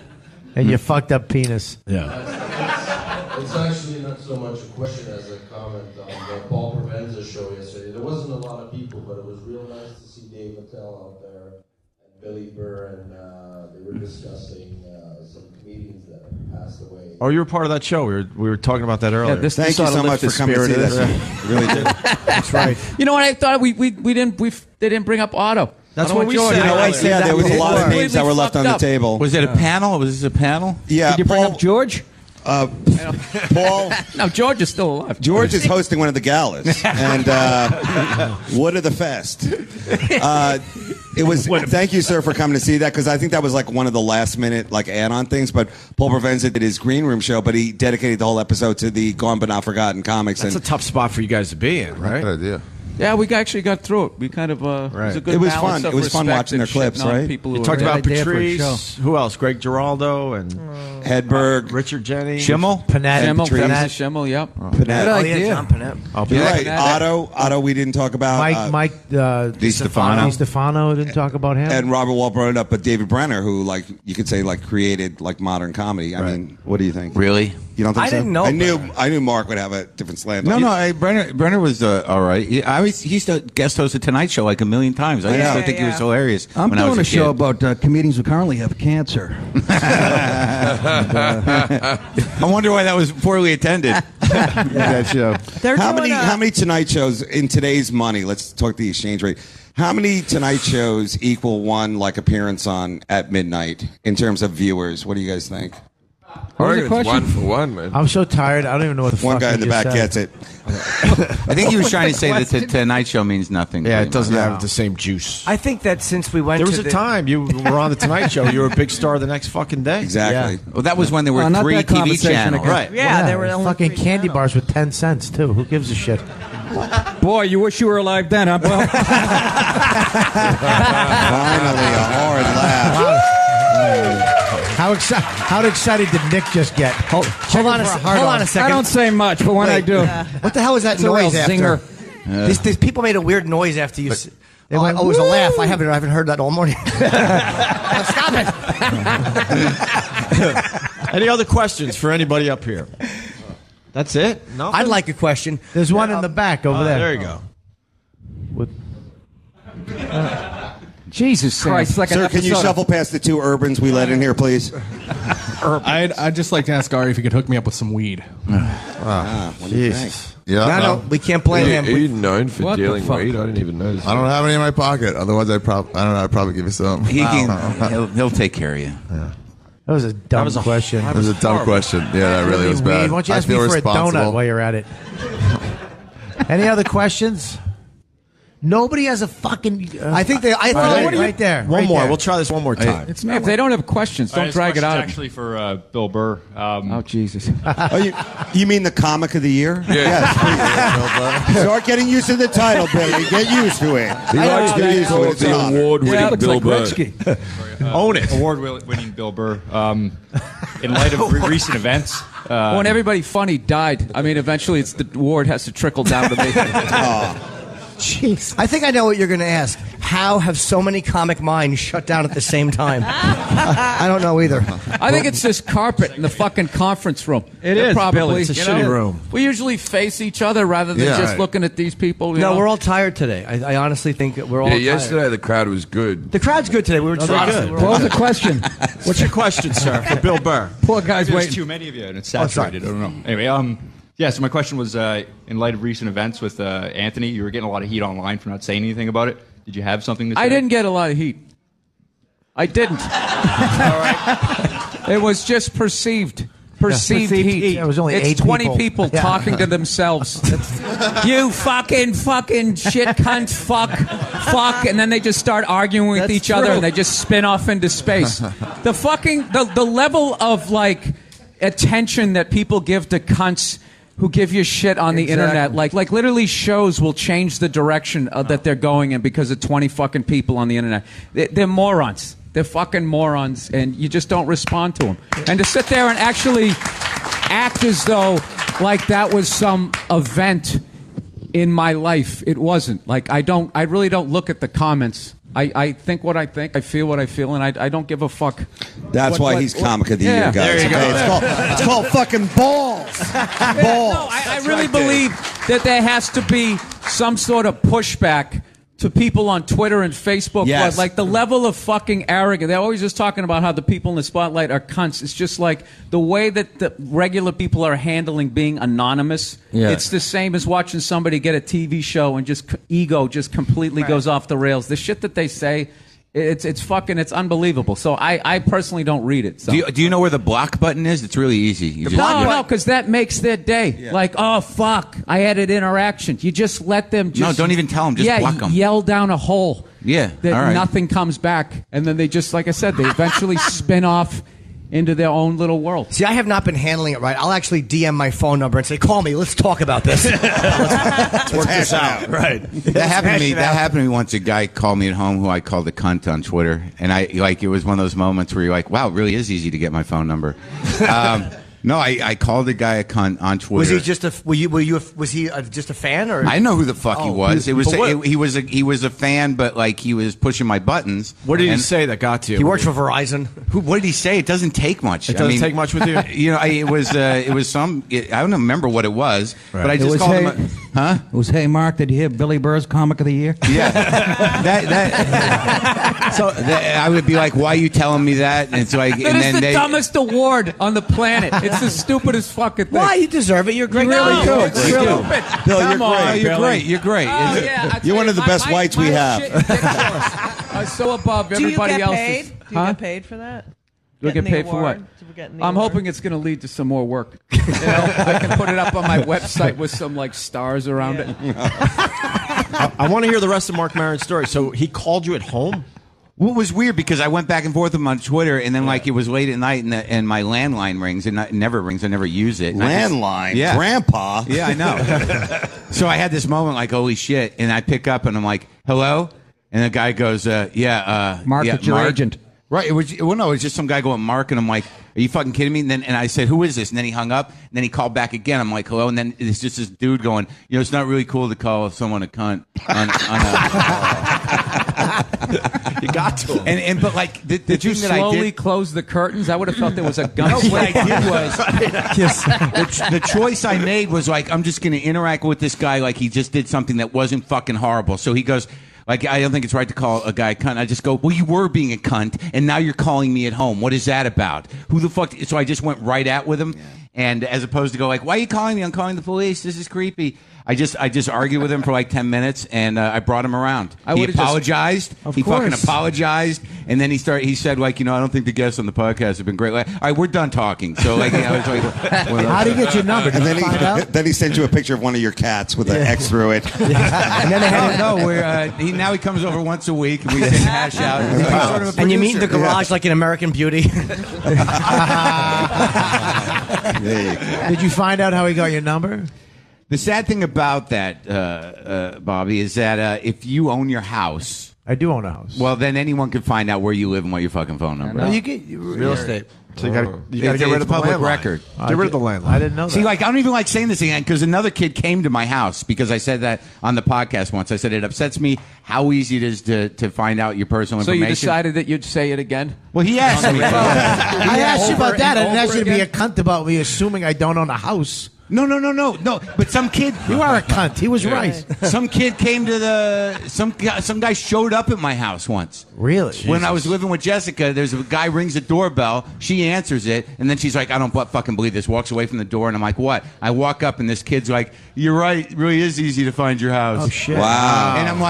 And I'm like, what are you doing? He's like, what do you want? I said, he goes, I don't know. I'm just nervous. I'm like, why are you at my house? He's like, I don't know. I'm a big fan. That I see he's got 2 girls with him. And they're both kind of cracking up. And he's like, well, we're in a band. And and I'm like, oh, fuck. So I walk out on the porch. I'm like, this isn't cool. It's creepy. And then the 2 girls are like, we told them not to do it. And I'm like, it's just not right to do this shit. Right. And there's this weird beat. I'm like, want to see the garage show? Were the girls attractive? My chick was so pissed off. She's like, I can't fucking believe you let them come back. They shouldn't be doing that. I'm like, yeah, they're all right. They're good kids. What are you going to do with that? Sometimes that might have, that might be the best way to handle it because then you don't send them away mad. Their experience is complete. But it is a little intrusive. It stinks. It's terrible. Yeah, Mark Chapman had a complete experience. That's a good point, too. That's a great point. Lennon did say yes to signing the album, and that didn't work out well. Good call. Just don't sign records. But they can look it up like on whitepages.com. Huh? Yeah. Just keep helping. What is this, like a stalker? Just keep an expo for stalking? He's going to have a few more in the coming days now. My mailman is. I came out to get the mail one day. He goes, "Hey, big fan, O&A fan." I'm like, "Oh shit." You know, so he's a nice guy. Thank God he's not that fucking creepy. But there's a guy who's a fan of the O&A show that fucking knows what mail I get, and it's kind of fucking weird. So that means you get some strange mail, Bobby. Yes, is what you're saying. I got gorilla poo a few weeks ago. I don't know who sent me that. Somebody sent me gorilla shit. It said it looked like shit, and it said gorilla shit in it. I guess you can buy Did gorilla it smell shit. like shit? What did it taste like? It tasted like gorilla shit.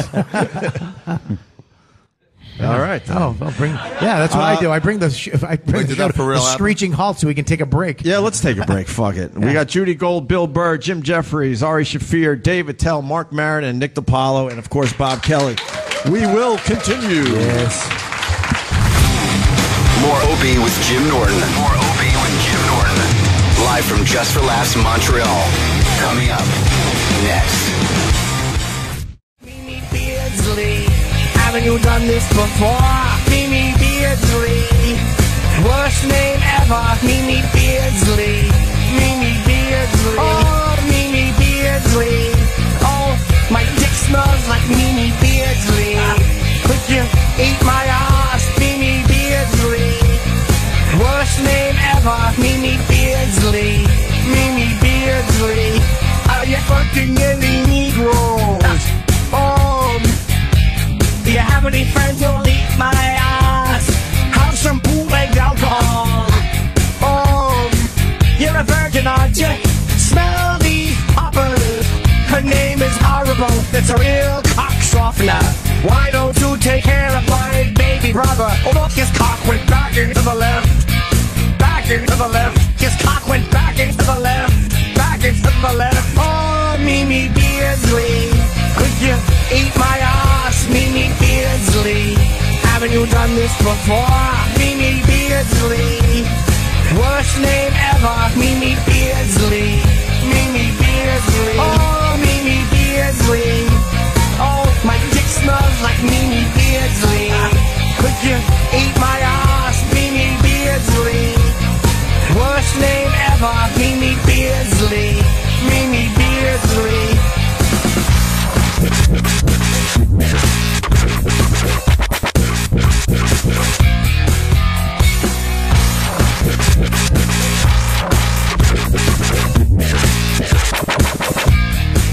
His cock went back into the left.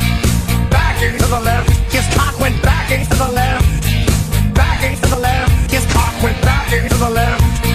Back into the left. His cock went back into the left. Back into the left. Oh, Mimi Beardsley, could you eat my ass, Mimi Beardsley? Haven't you done this before, Mimi Beardsley? Worst name ever, Mimi Beardsley, Mimi Beardsley. Oh, Mimi Beardsley. Oh, my dick smells like Mimi Beardsley. Could you eat my ass, Mimi Beardsley? Worst name ever, Mimi Beardsley, Mimi Beardsley. Oh, Mimi Beardsley.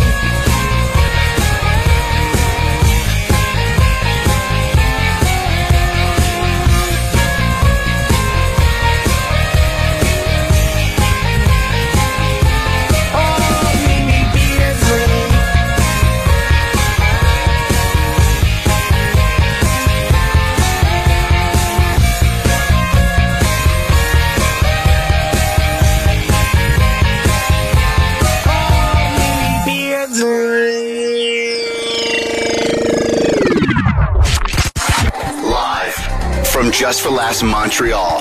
This is Opie with Jim Norton. Oh, yeah. Crowd's hanging in there. Very nice. Yeah. Hey, we got Pete Holmes has arrived. Also on the couch, Nick DiPaolo, Marc Maron, Ari Shaffir, Bill Burr, and Judy Gold. We lost Dave Attell. Where's Dave? Attell and Jim, I think, are out. Oh, and Jim Jefferies we lost, right. Yeah, they'll come back. They'll be back. What's up, Pete? Hi, Pete Hey, Holmes. how's it going? Welcome. Thank you.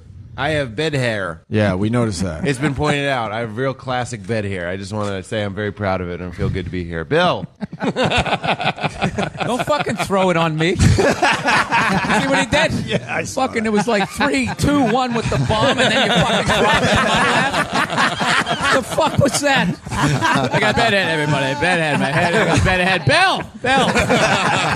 Save me, Mayday. It's early, dude. Believe I me. don't know. I don't have a talking point. This is how it's been. Just to let you know. It's a strange room today. This is how it's been. I don't blame them. I don't know what I would do if I were in the audience and someone was like, I got bedhead. I'd be like, woo! I got it. Do you party, Pete? Were you up late? What? We were just talking about this. So, people go to these Hollywood or, Montreal, I guess we should say, parties. Yeah. So much yelling. I just can't do it. I'm 35. I'm really feeling 35. I'm just like, I gotta get the fuck out of here. Fuck you. 35. Fucking 52. I'm 43. Bedhead, 35. Fuck this guy. You didn't expect that response at all, did you? No, I didn't. Bedhead. You look like frame 305 of the Zapruder film. See, that's why you bring up bedhead. That's good. Hello, Jim. Back and to the left. That's what I tell my barber. So, yeah, it's yelling, and I don't know. I thought 35 was older. So I bailed sooner. Fuck yeah. The fuck up. It's older than I've ever been. I understand what you're saying, Pete. Thank you, Bill. Every morning. How are you, though? It's good to see you. I'm good, man. I'm feeling great. It's You all nice right to with the be here. cancellation and everything? What's that? The show? I mean, What? yeah. Yeah, you were on television a while You were on back. television for a little while. What? Yeah, it was canceled. It was canceled. Yeah, no, I feel really good about it. This is the first Montreal I've had since then, and a lot of people are asking about it. They probably booked you before it was canceled. Yeah, they brought it up. Can we cancel you? Is that possible? Why'd they cancel it? I think it was numbers. I mean, that is my guess. I wonder if you FX just said my show was shit. Jesus Christ. But wasn't it numbers, Jim Jefferies? No, they actually did say it was shit. Really? To your show? That was the gist of the conversation, yeah. Did they build up to that or? No. Holy God. I tried to sell it to IFC, but they said they already had shit. That's a nice one. It's weird they say that about Portlandia. Wow. See, how do they tell you? How do they tell you guys you lose this show? Yeah. Yeah, I remember it was Ed O'Neill. They found out Married with Children had been canceled watching TV in a bar, and that was like, That's how he found out. Usually what happens is one of your friends says, "Oh, you didn't hear?" They send you a dead fish in newspapers. Yeah, with an ad for your show in it. How did they tell you? I got one of the big calls, one of the calls where all your agents and managers are on there. Oh. And I didn't realize what a foregone conclusion I thought it was that we would come back. It wasn't just blind optimism. It was all, you know what it was? It was the union guys. The union guys that were on the show were all like, I've done this 1,000,000 times. You're coming back. You're coming back. And I just saw them as magical elves and gnomes. So I was like, these guys wouldn't lie to me because they don't have any reason to lie. They'll work on whatever the next thing is. So I'm just kind of going around thinking about the next season, but also being a little bit superstitious, like not really writing anything down, not telling any of my writers any of the ideas, just kind of keeping it to myself. Then I get the call. I was actually in the bathroom. I was in the bathroom like Elvis, and I was like, I guess I'll just take this. And they were like, yeah. And my manager, Dave Rather, was just like, hey, buddy, it's not coming back. Thank God I was on that toilet. Did he say that's just, he just got it out of the way right away? He did. It was a Band-Aid quick off. Yeah, sure. Why did they make you have everyone else there listening to your pain? I don't know. Is that what they did for you, Jim? Yeah, I got a conference call telling me I was shit. And then, well, Jim, hold on. Then there's that weird bit that you know your show's really cancelled when someone goes, "Do you want anything off the set?" Yeah. You need That's anything. when you know it's fucking over. And you're like, I like that chair. I'll take the cameras. when I did Dave's Old Porn for Showtime, when they told me there wasn't going to be another season because we did 2 seasons, the guy who was telling us continued to talk to me after he had said, well, you know, there's not going to be another season. I'm like, we're still talking? I mean, isn't that? It's like, yeah, it's not coming back. So what else is going on? I mean, hey, you want to get a lunch or something? That's what I noticed is the more showbiz people that you meet and you tell them that, or they find out that your show's canceled, they don't even express condolences. And I don't mean that in a bad way. They just like it's a name drop, but like I met with Ray Romano. Like,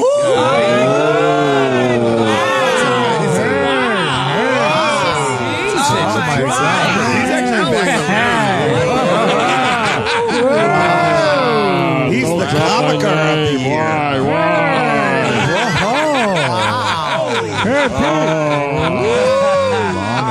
What was I supposed to do? Just say it like you wouldn't have. I give Pete Holmes advice. Why? We know who he is. Act like a person. Hey, Pete, how are you?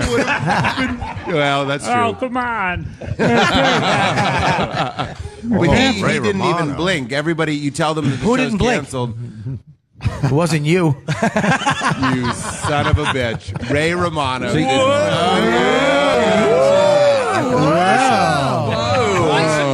Do tell. Just tell your story, bedhead. Come on. So you're saying the guy that went into syndication, made $1 billion, didn't give a fuck that your show got canceled? Imagine that. What a weird moment that must have been. They didn't care about your little show. So on what TNT. did he do? What did he do? Yeah, what did Ray tell him? Not just him, but everybody go just back goes and into the story of all the things they've had that were canceled. Like they skip over the sympathy. They just go like, Oh, yeah, I had all... right into it. So many things were canceled, and that's just how it is. Everybody, it's almost like a rite of passage. I feel. Unless you're one of those people that never gets another show. We'll see, I guess. Tough love, Marc Maron. Yeah. Mark, you're fucking what the fuck? Mark, do you have a? Well, no, I mean, him and I have a thing. We do this. no, that's great. Hey, we have this thing where I don't like him at all. Did they fly you up here to tell the Canadian kids there's no Santa? Is that what they did? That's gonna be good for you. You're gonna figure out. I feel great. I feel like we got. You're 35, man. You'll be around. Yeah. We did 80 episodes. Wow. Which in any other show would have been. Men of a certain age.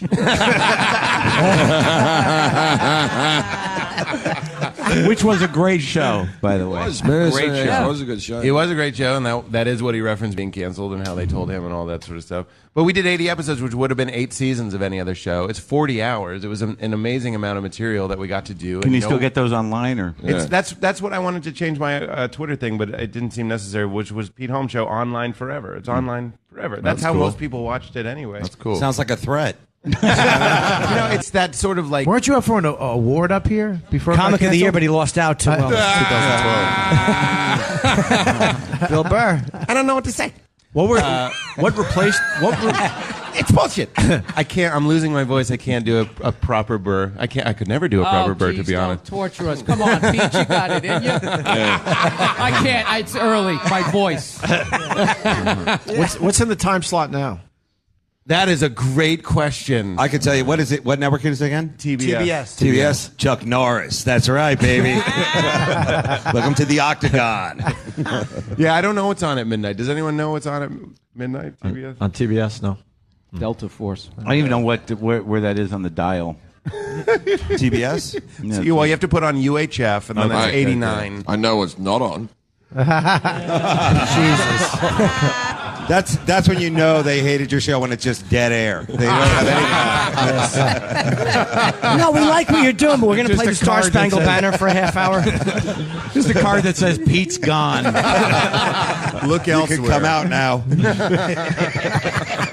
Hey, you know what, though? I mean, a lot of people don't ever get a show. No.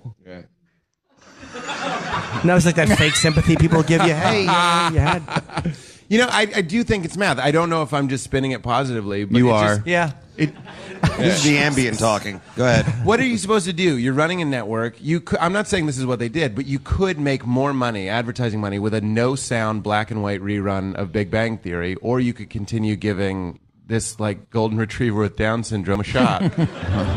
So you're taking the network side on them Against canceling you. Right. Yes. No, I'm trying to understand it. I mean, like, if that isn't that what empathy is? You're running a network. That's a person. That's like You're not supposed to have empathy. You're for Samuel corporate Jackson in entities. 12 Years a Slave. yeah, that's like showering with a coach and like make sure you take a towel. Don't slip on the way out. I don't know. I was trying to wrap my brain around it, and I feel like we did a really good job. And we made the show that we wanted to make. So maybe it would be a harder pill to swallow to be like, it just wasn't that good. But I think it's more of a mathematic thing. I was just talking to somebody out here about the algorithms that we have to like. It's not some guy with a cigar going like, we got to do this and then this. It's a computer crunching number. It's an algorithm. It's about making a lot of money. And I'm not saying TBS. I'm saying everybody. Wait, are you saying the computers are running everything? Skynet is picking the programming. We need a new. What's up? What guest did you have on? Who did we have? Yeah. I mean, we had Jim on. We had Jim on twice. I was on twice. We had Billy Burr. Bill Burr was on the pilot, and he was on the show, which was phenomenal. I had a great time. I thought Mark? the show was going to keep going. I thought you were great. I really appreciate that, man. The fact that you did the pilot, that is one. I mean, it was all positive. It's like you're making a pilot, and you want Bill Burr to come on, and he comes on, and he crushed it, and then the show gets picked up. It gives you, I'm sorry to be sentimental, but it gives you like a warm feeling. This isn't the show to do that. No. Just to let you know that. I Not can at change all. the You're going tone. to go anywhere positive. I actually thought of that when that whole thing happened over Ukraine airspace recently. I'm like, there are other. Wow. Holy shit. Even the French girl was like, boo. Wow. And then Mark, it's like it's a sweet thing the way that we all just kind of like float from thing to thing. It's always going to be things to things. And at the end of the day, we're comics, we're comedians, we're sharks, we're cowboys. We're supposed to keep moving. You know what I mean? It's weird to do anything. I thought like this when I was 35. Can I be a shark? I want to be a shark. Hold on, I want to be a shark. Well, you are a whale. This is the kind of. Sorry, Bob. I should have picked fucking cowboy. This is that- no this is the cows in it. Fuck. I was fucked either way.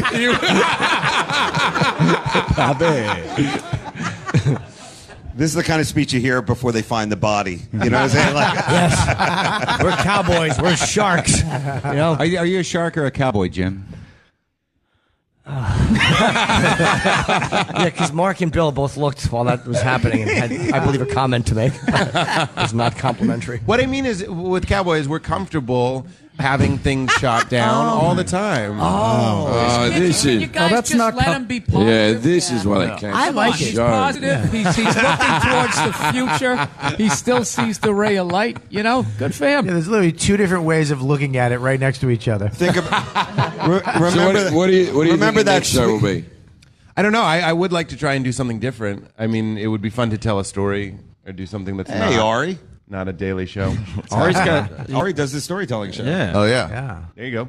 Yeah, but you just blew your story. Yeah, I know. Right there. I just gave it away for free. But it would be fun. I mean, whatever I do, the thing that I love the most about it was what I was touching on, is that you can call these people up, these great comedians that we're working with, have them come on. So whatever it is that I do, I would want to have like a guest element to it, even if it is just guest stars. People like the show. All the comics like the show.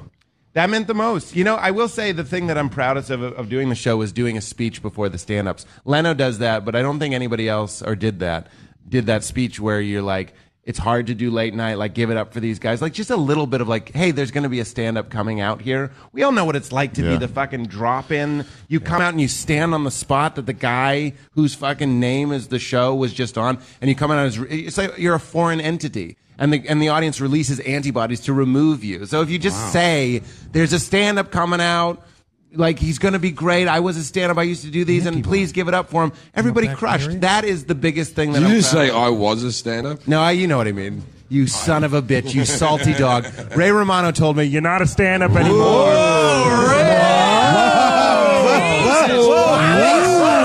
Say it one more time and I'll come. Up here, that was like a standing ovation. I can't believe it got that sound. Can you call Ray Romano if you ring him up? I don't have Ray Romano's phone number.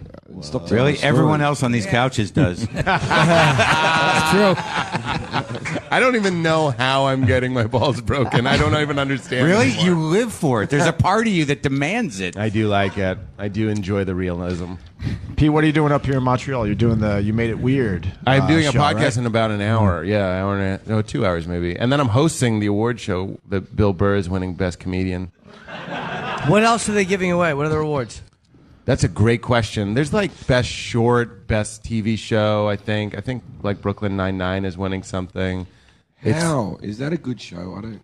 I've never seen it. Jesus, Jim. Like, I'm sorry, I know it's part of the festival, but that's not a good show, right? Like, I know it wins awards and stuff, but it's shit. What do you mean, Chelsea Perrin? I saw a couple episodes. It's okay. I haven't seen it. I'm not being, It's quiet. fucking cops and the hijinks they get up to. The end. That's a trope. We'll never be tired of the trope. Fucking Jim. Burning bridges. Yeah. They're gonna cast the pale Australian guy in a New York fucking cop show. Fuck him. You could be like a pedophile or something. See, I tried to break balls. It's better when I'm sweet. But I did that on your show. That's that true. joke didn't work.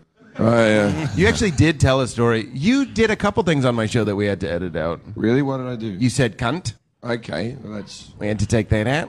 Yeah. And and then also didn't you tell some weird story about your son and like some rape joke with your son? No, not a rape. All I said was that I thought I did something illegal because my son... Okay, I was in the shower... And my son came up and bashed on the door. Right. And then in the condensation, I went, and I went, hello, Hank. And I drew a little bow tie on him in the condensation. And then I stepped out of the shower and I said, hello, Hank. And then he slapped my cock and he ran off. And I don't know whether that's illegal because A, a child touched my cock, or B, because I've been telling everyone. So you drew a little bow tie on him? Yeah, in the condensation, I drew a little bow tie. I love that. But it also is that whole so much. thing that his whole life he was laying on the floor and we put dangly things over him to slap. He'd been training for this moment. Working the balls like a speed bag. That's what you want to do. You couldn't put that on your show? It might have saved the thing. Yeah. Now that I remember that gets, come on. What is this audience? Yeah. I can't get a read. When I did your show, the other guest was a minister. Yeah, Rob Bell. Yeah, that was weird. Pastor. Yeah. And I remember you were really funny because we did that thing where we did the Jesus one set of footprints thing. Yeah. And I carried him on the beach and you were like, you cast yourself in the Jesus role. Yeah. Which I thought was so funny. I've always thought that you look like the lead singer from a Christian band. Yeah, youth pastor or a Mormon. I got that Mormon face. Thank you. But you were a pastor, weren't you? No, I was on track to be a pastor. Wow. Well, I went Do you believe in God? Why don't you go back to that? The Jew took my TV show. The big man's watching out for me. How far into it were you before you said, fuck this? I never really got that far. I went to a college that had Bible majors and chapel and all that sort of stuff, but I never even did the youth ministry major. My mom said she always wanted me to be a pastor, and comedian is close enough. It's talking in front of people. It doesn't matter. Does she believe that? I don't know. I think somewhere, like, the dirtier I get or the more I like to say honest I get, she doesn't like it as much. Like, I'm grateful she doesn't know what a podcast is. She doesn't know what, she never stayed up to watch the show. So we were clear. So you're doing this all behind your mother's back? She never watched the show? It was on at midnight. Yeah, but she can't fucking DVR your mum? She's got like baby ears and a shotgun on the porch. She's like living in the past. All right. Yeah. She couldn't stay up to watch. Oh, that's so sad. Does she have a computer though or hands? We try and keep a computer away from her. They call it the Jew telephone. I'm not getting on the Jew space telephone. Wait, what kind of pastor were you? Like, what religion? Regular. Unleaded. Regular JC. It was Protestant, like non-Catholic. You could have been like the next sort of thing. Joel Osteen or whatever. Joel Osteen, yeah, every day of Friday. That guy's killing it. He papers, Billy, he papers the room. His church is where the Houston Rockets used to play. Yeah, he fills that fucking like thing. every night. Yeah. He is killing merch it. afterwards. Oh God. Do you still believe in God? Yeah, I mean, I believe in God in a very non-traditional way, in the sort of. In other words, he's done horrible. What does that mean? Does he have a lot of heads? Does that make you feel retarded? Oh, Jim. Oh, Jim. Oh, come on. What is, what makes me believe in something is just the idea that there's anything. Like, I'm just like, it just feels like this is something. What is this? You know what I mean? This is a disaster. That's great. That is great.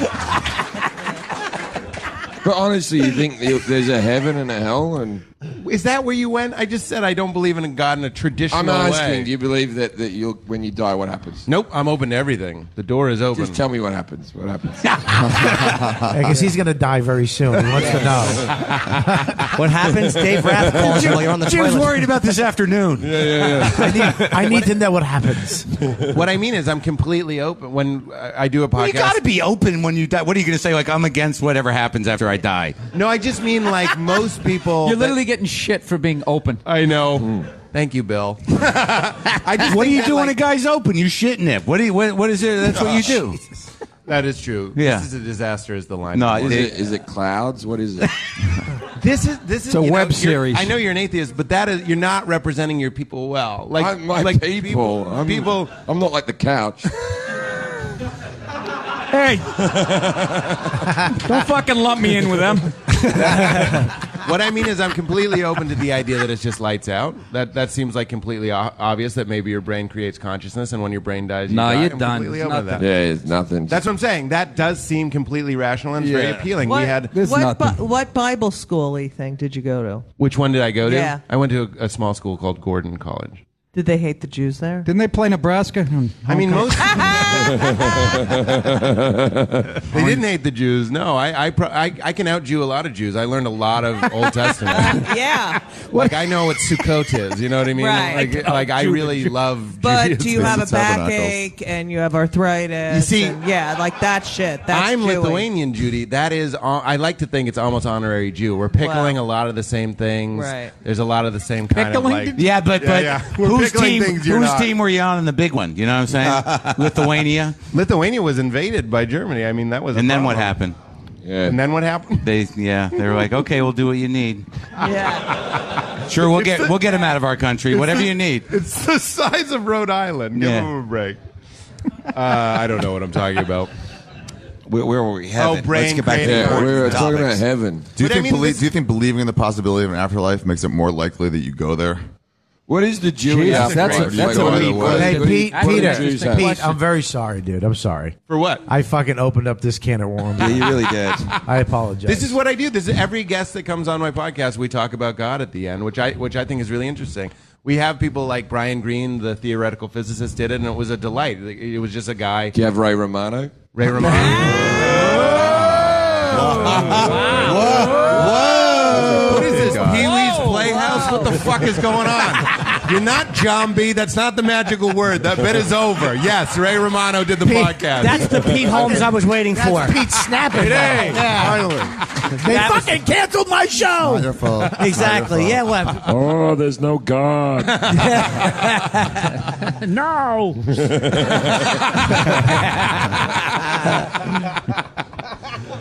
But we talked about that on Skeptic Tank. That was a good. Yeah, that was really good. We're not the only. It's interesting to hear what different people say, but what I'm saying is it all gives me a lot of joy.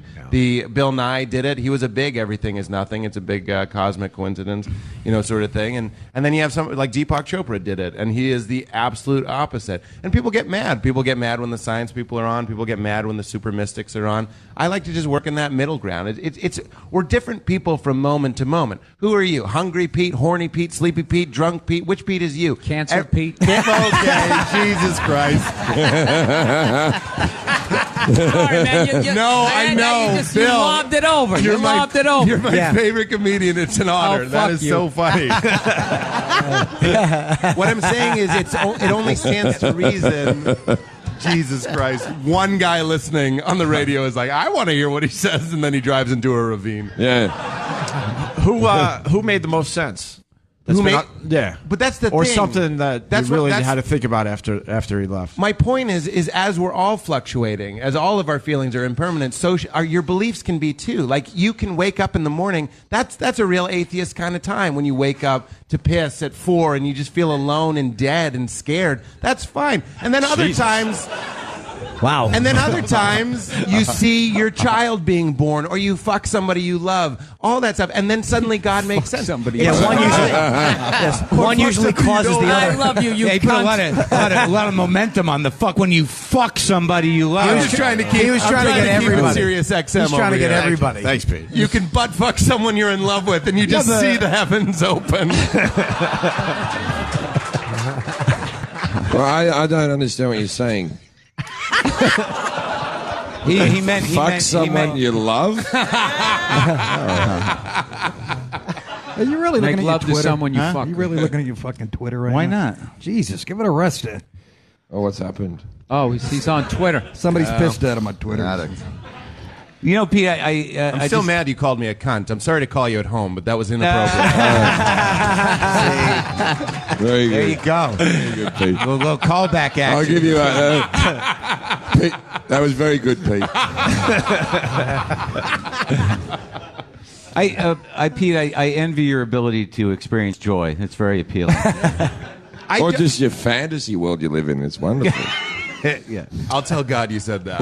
But see, the thing is, I think that your model of like the fluctuation's a little off because at some point you got to commit to something, or what are you?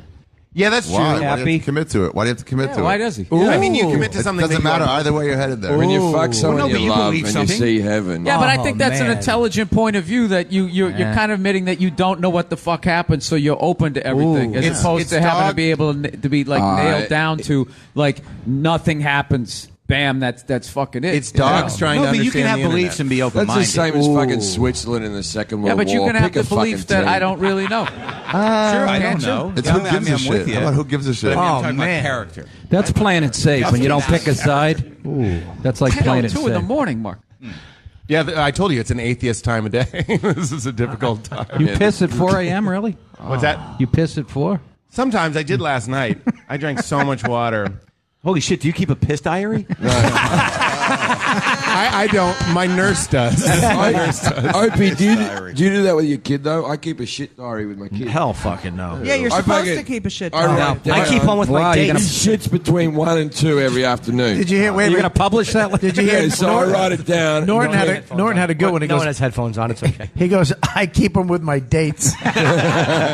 Thank you, Bob. I didn't think that would get anything in hindsight. I put my son on the toilet between 1 and 2 every afternoon. He's 18. Regardless.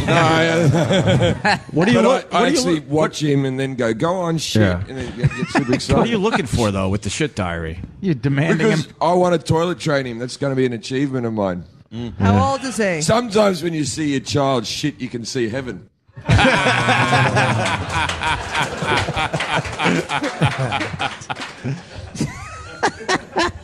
So Or you- you're fucking him because you love him. Are you training him to be like a heroin mule, like to shit it out? Deliver the product. Come on, son. I always think that though because you go through the X-ray at the airports, but if I hold my son, I never have to go through the X-ray. If you want to ship drugs through, just pack a nappy full of coke. You'll never get checked. Who's the creepy TSA guy that goes open the nappy? I would. What the fuck's a nappy? It's a diaper. Diaper, You yeah. couldn't figure it out You from couldn't context. figure it out from all the other words around it. I don't know what a fucking nappy is. I've never heard that before. Yeah. I've never heard nappy. Yeah. That's what you take when you're tired. We could start wrapping this shit up. We right? started wrapping this up at 7 Oh, to no 1 kidding. No kidding, did we? Let's get some. Opie, what do you think Bill did differently this year to finally get him the award, Best Comic? Enough When about you the award. when you get the award, do you think you'll see God? I don't know. I'm like open to it. I mean, if I get it in the morning, it might you be a wanna very know dark time. If I get it in the afternoon, maybe I think it's Buddha. Let's do final thoughts and plugs. Judy Gold, Are we'll start with you. Well, I want to know if you're going to be, winner Bill when you. Well, I can't do a fucking callback. No one fucking laughs at my callback when he was like, Just say Ray Romano. yeah.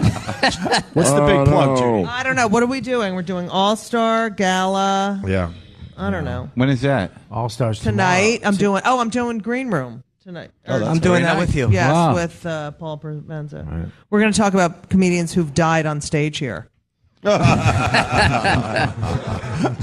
Bill? Bill's got the award today. What else you got going on, Bill? Nothing. That's it. Gonna have some booze. Is hosting the award party. Nice. Jim Jefferies. Tonight I'm at the Les Symphoniques at 9:30, and I'm doing Dave's show at midnight. And I'm doing Dave's Saturday night. Nice. By the way. And I got a special coming out on Netflix August 29th. Nice.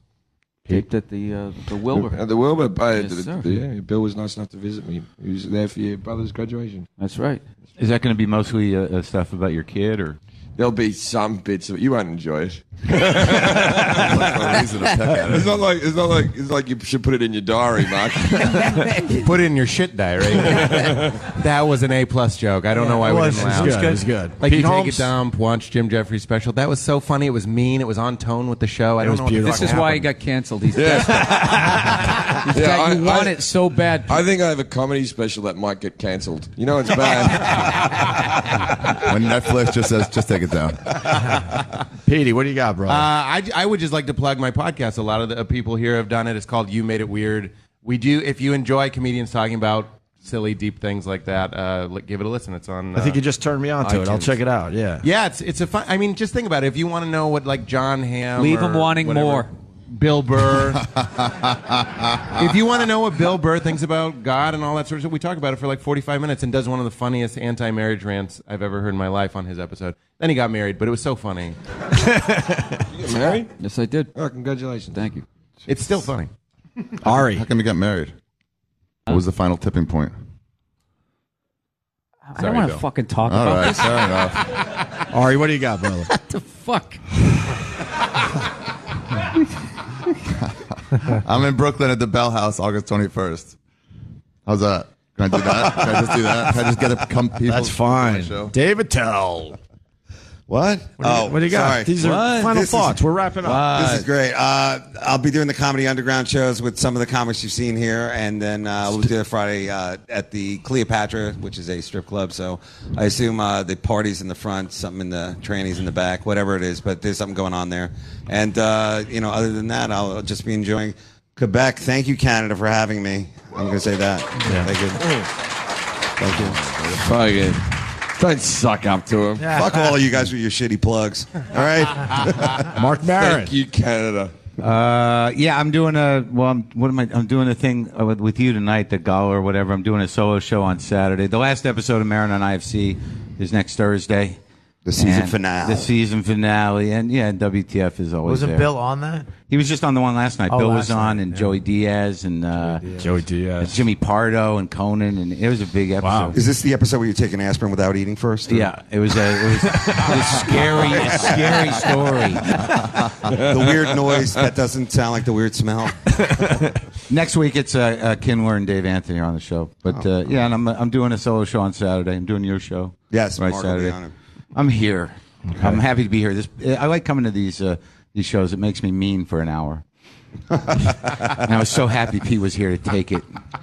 Mark, I said backstage, I was like, I don't know if everyone else is going to get it until Mark sets the tone. No, come on. Of how rough it's good. No, you're doing things. And Nick DiPaolo. Doing a made-for-TV movie with Ray Romano. Fantastic. Best of the Fest tonight at Club Soda, and Nasty Show tonight, and 3 Nasty Shows tomorrow night, and Nick DiPaolo podcast. Cool. And Bobby, what do you got, brother? I'm doing Dave's show tonight at Cleopatra. And It's then called the Comedy Underground, for those of you who... Comedy Underground. Yes. His TV show, but it's live. It's so underground they didn't put it in that fucking bullshit pamphlet that they hand out to everybody. They don't- There's like a fucking mimes like Twitter account on there, but they can put a real TV show. At blank. Sorry. I'm doing that, and then I'm doing Russell Peters Gala Sunday and Monday. All right. And finally, Jim Norton. I'm doing my own show at the Jisoo Theater tomorrow night, and my The what theater? Jisoo, G-E-S-U. The Jeju? Jisoo. Jisoo Theater tomorrow It's night. French for kazoo. And I have my show is on Vice.com, but they're actually thinking we're going to TBS now at midnight. Really? Winner. With that, I want to thank the crowd for coming by. We had a great time in Montreal. Thanks, guys. See ya next week. We're out.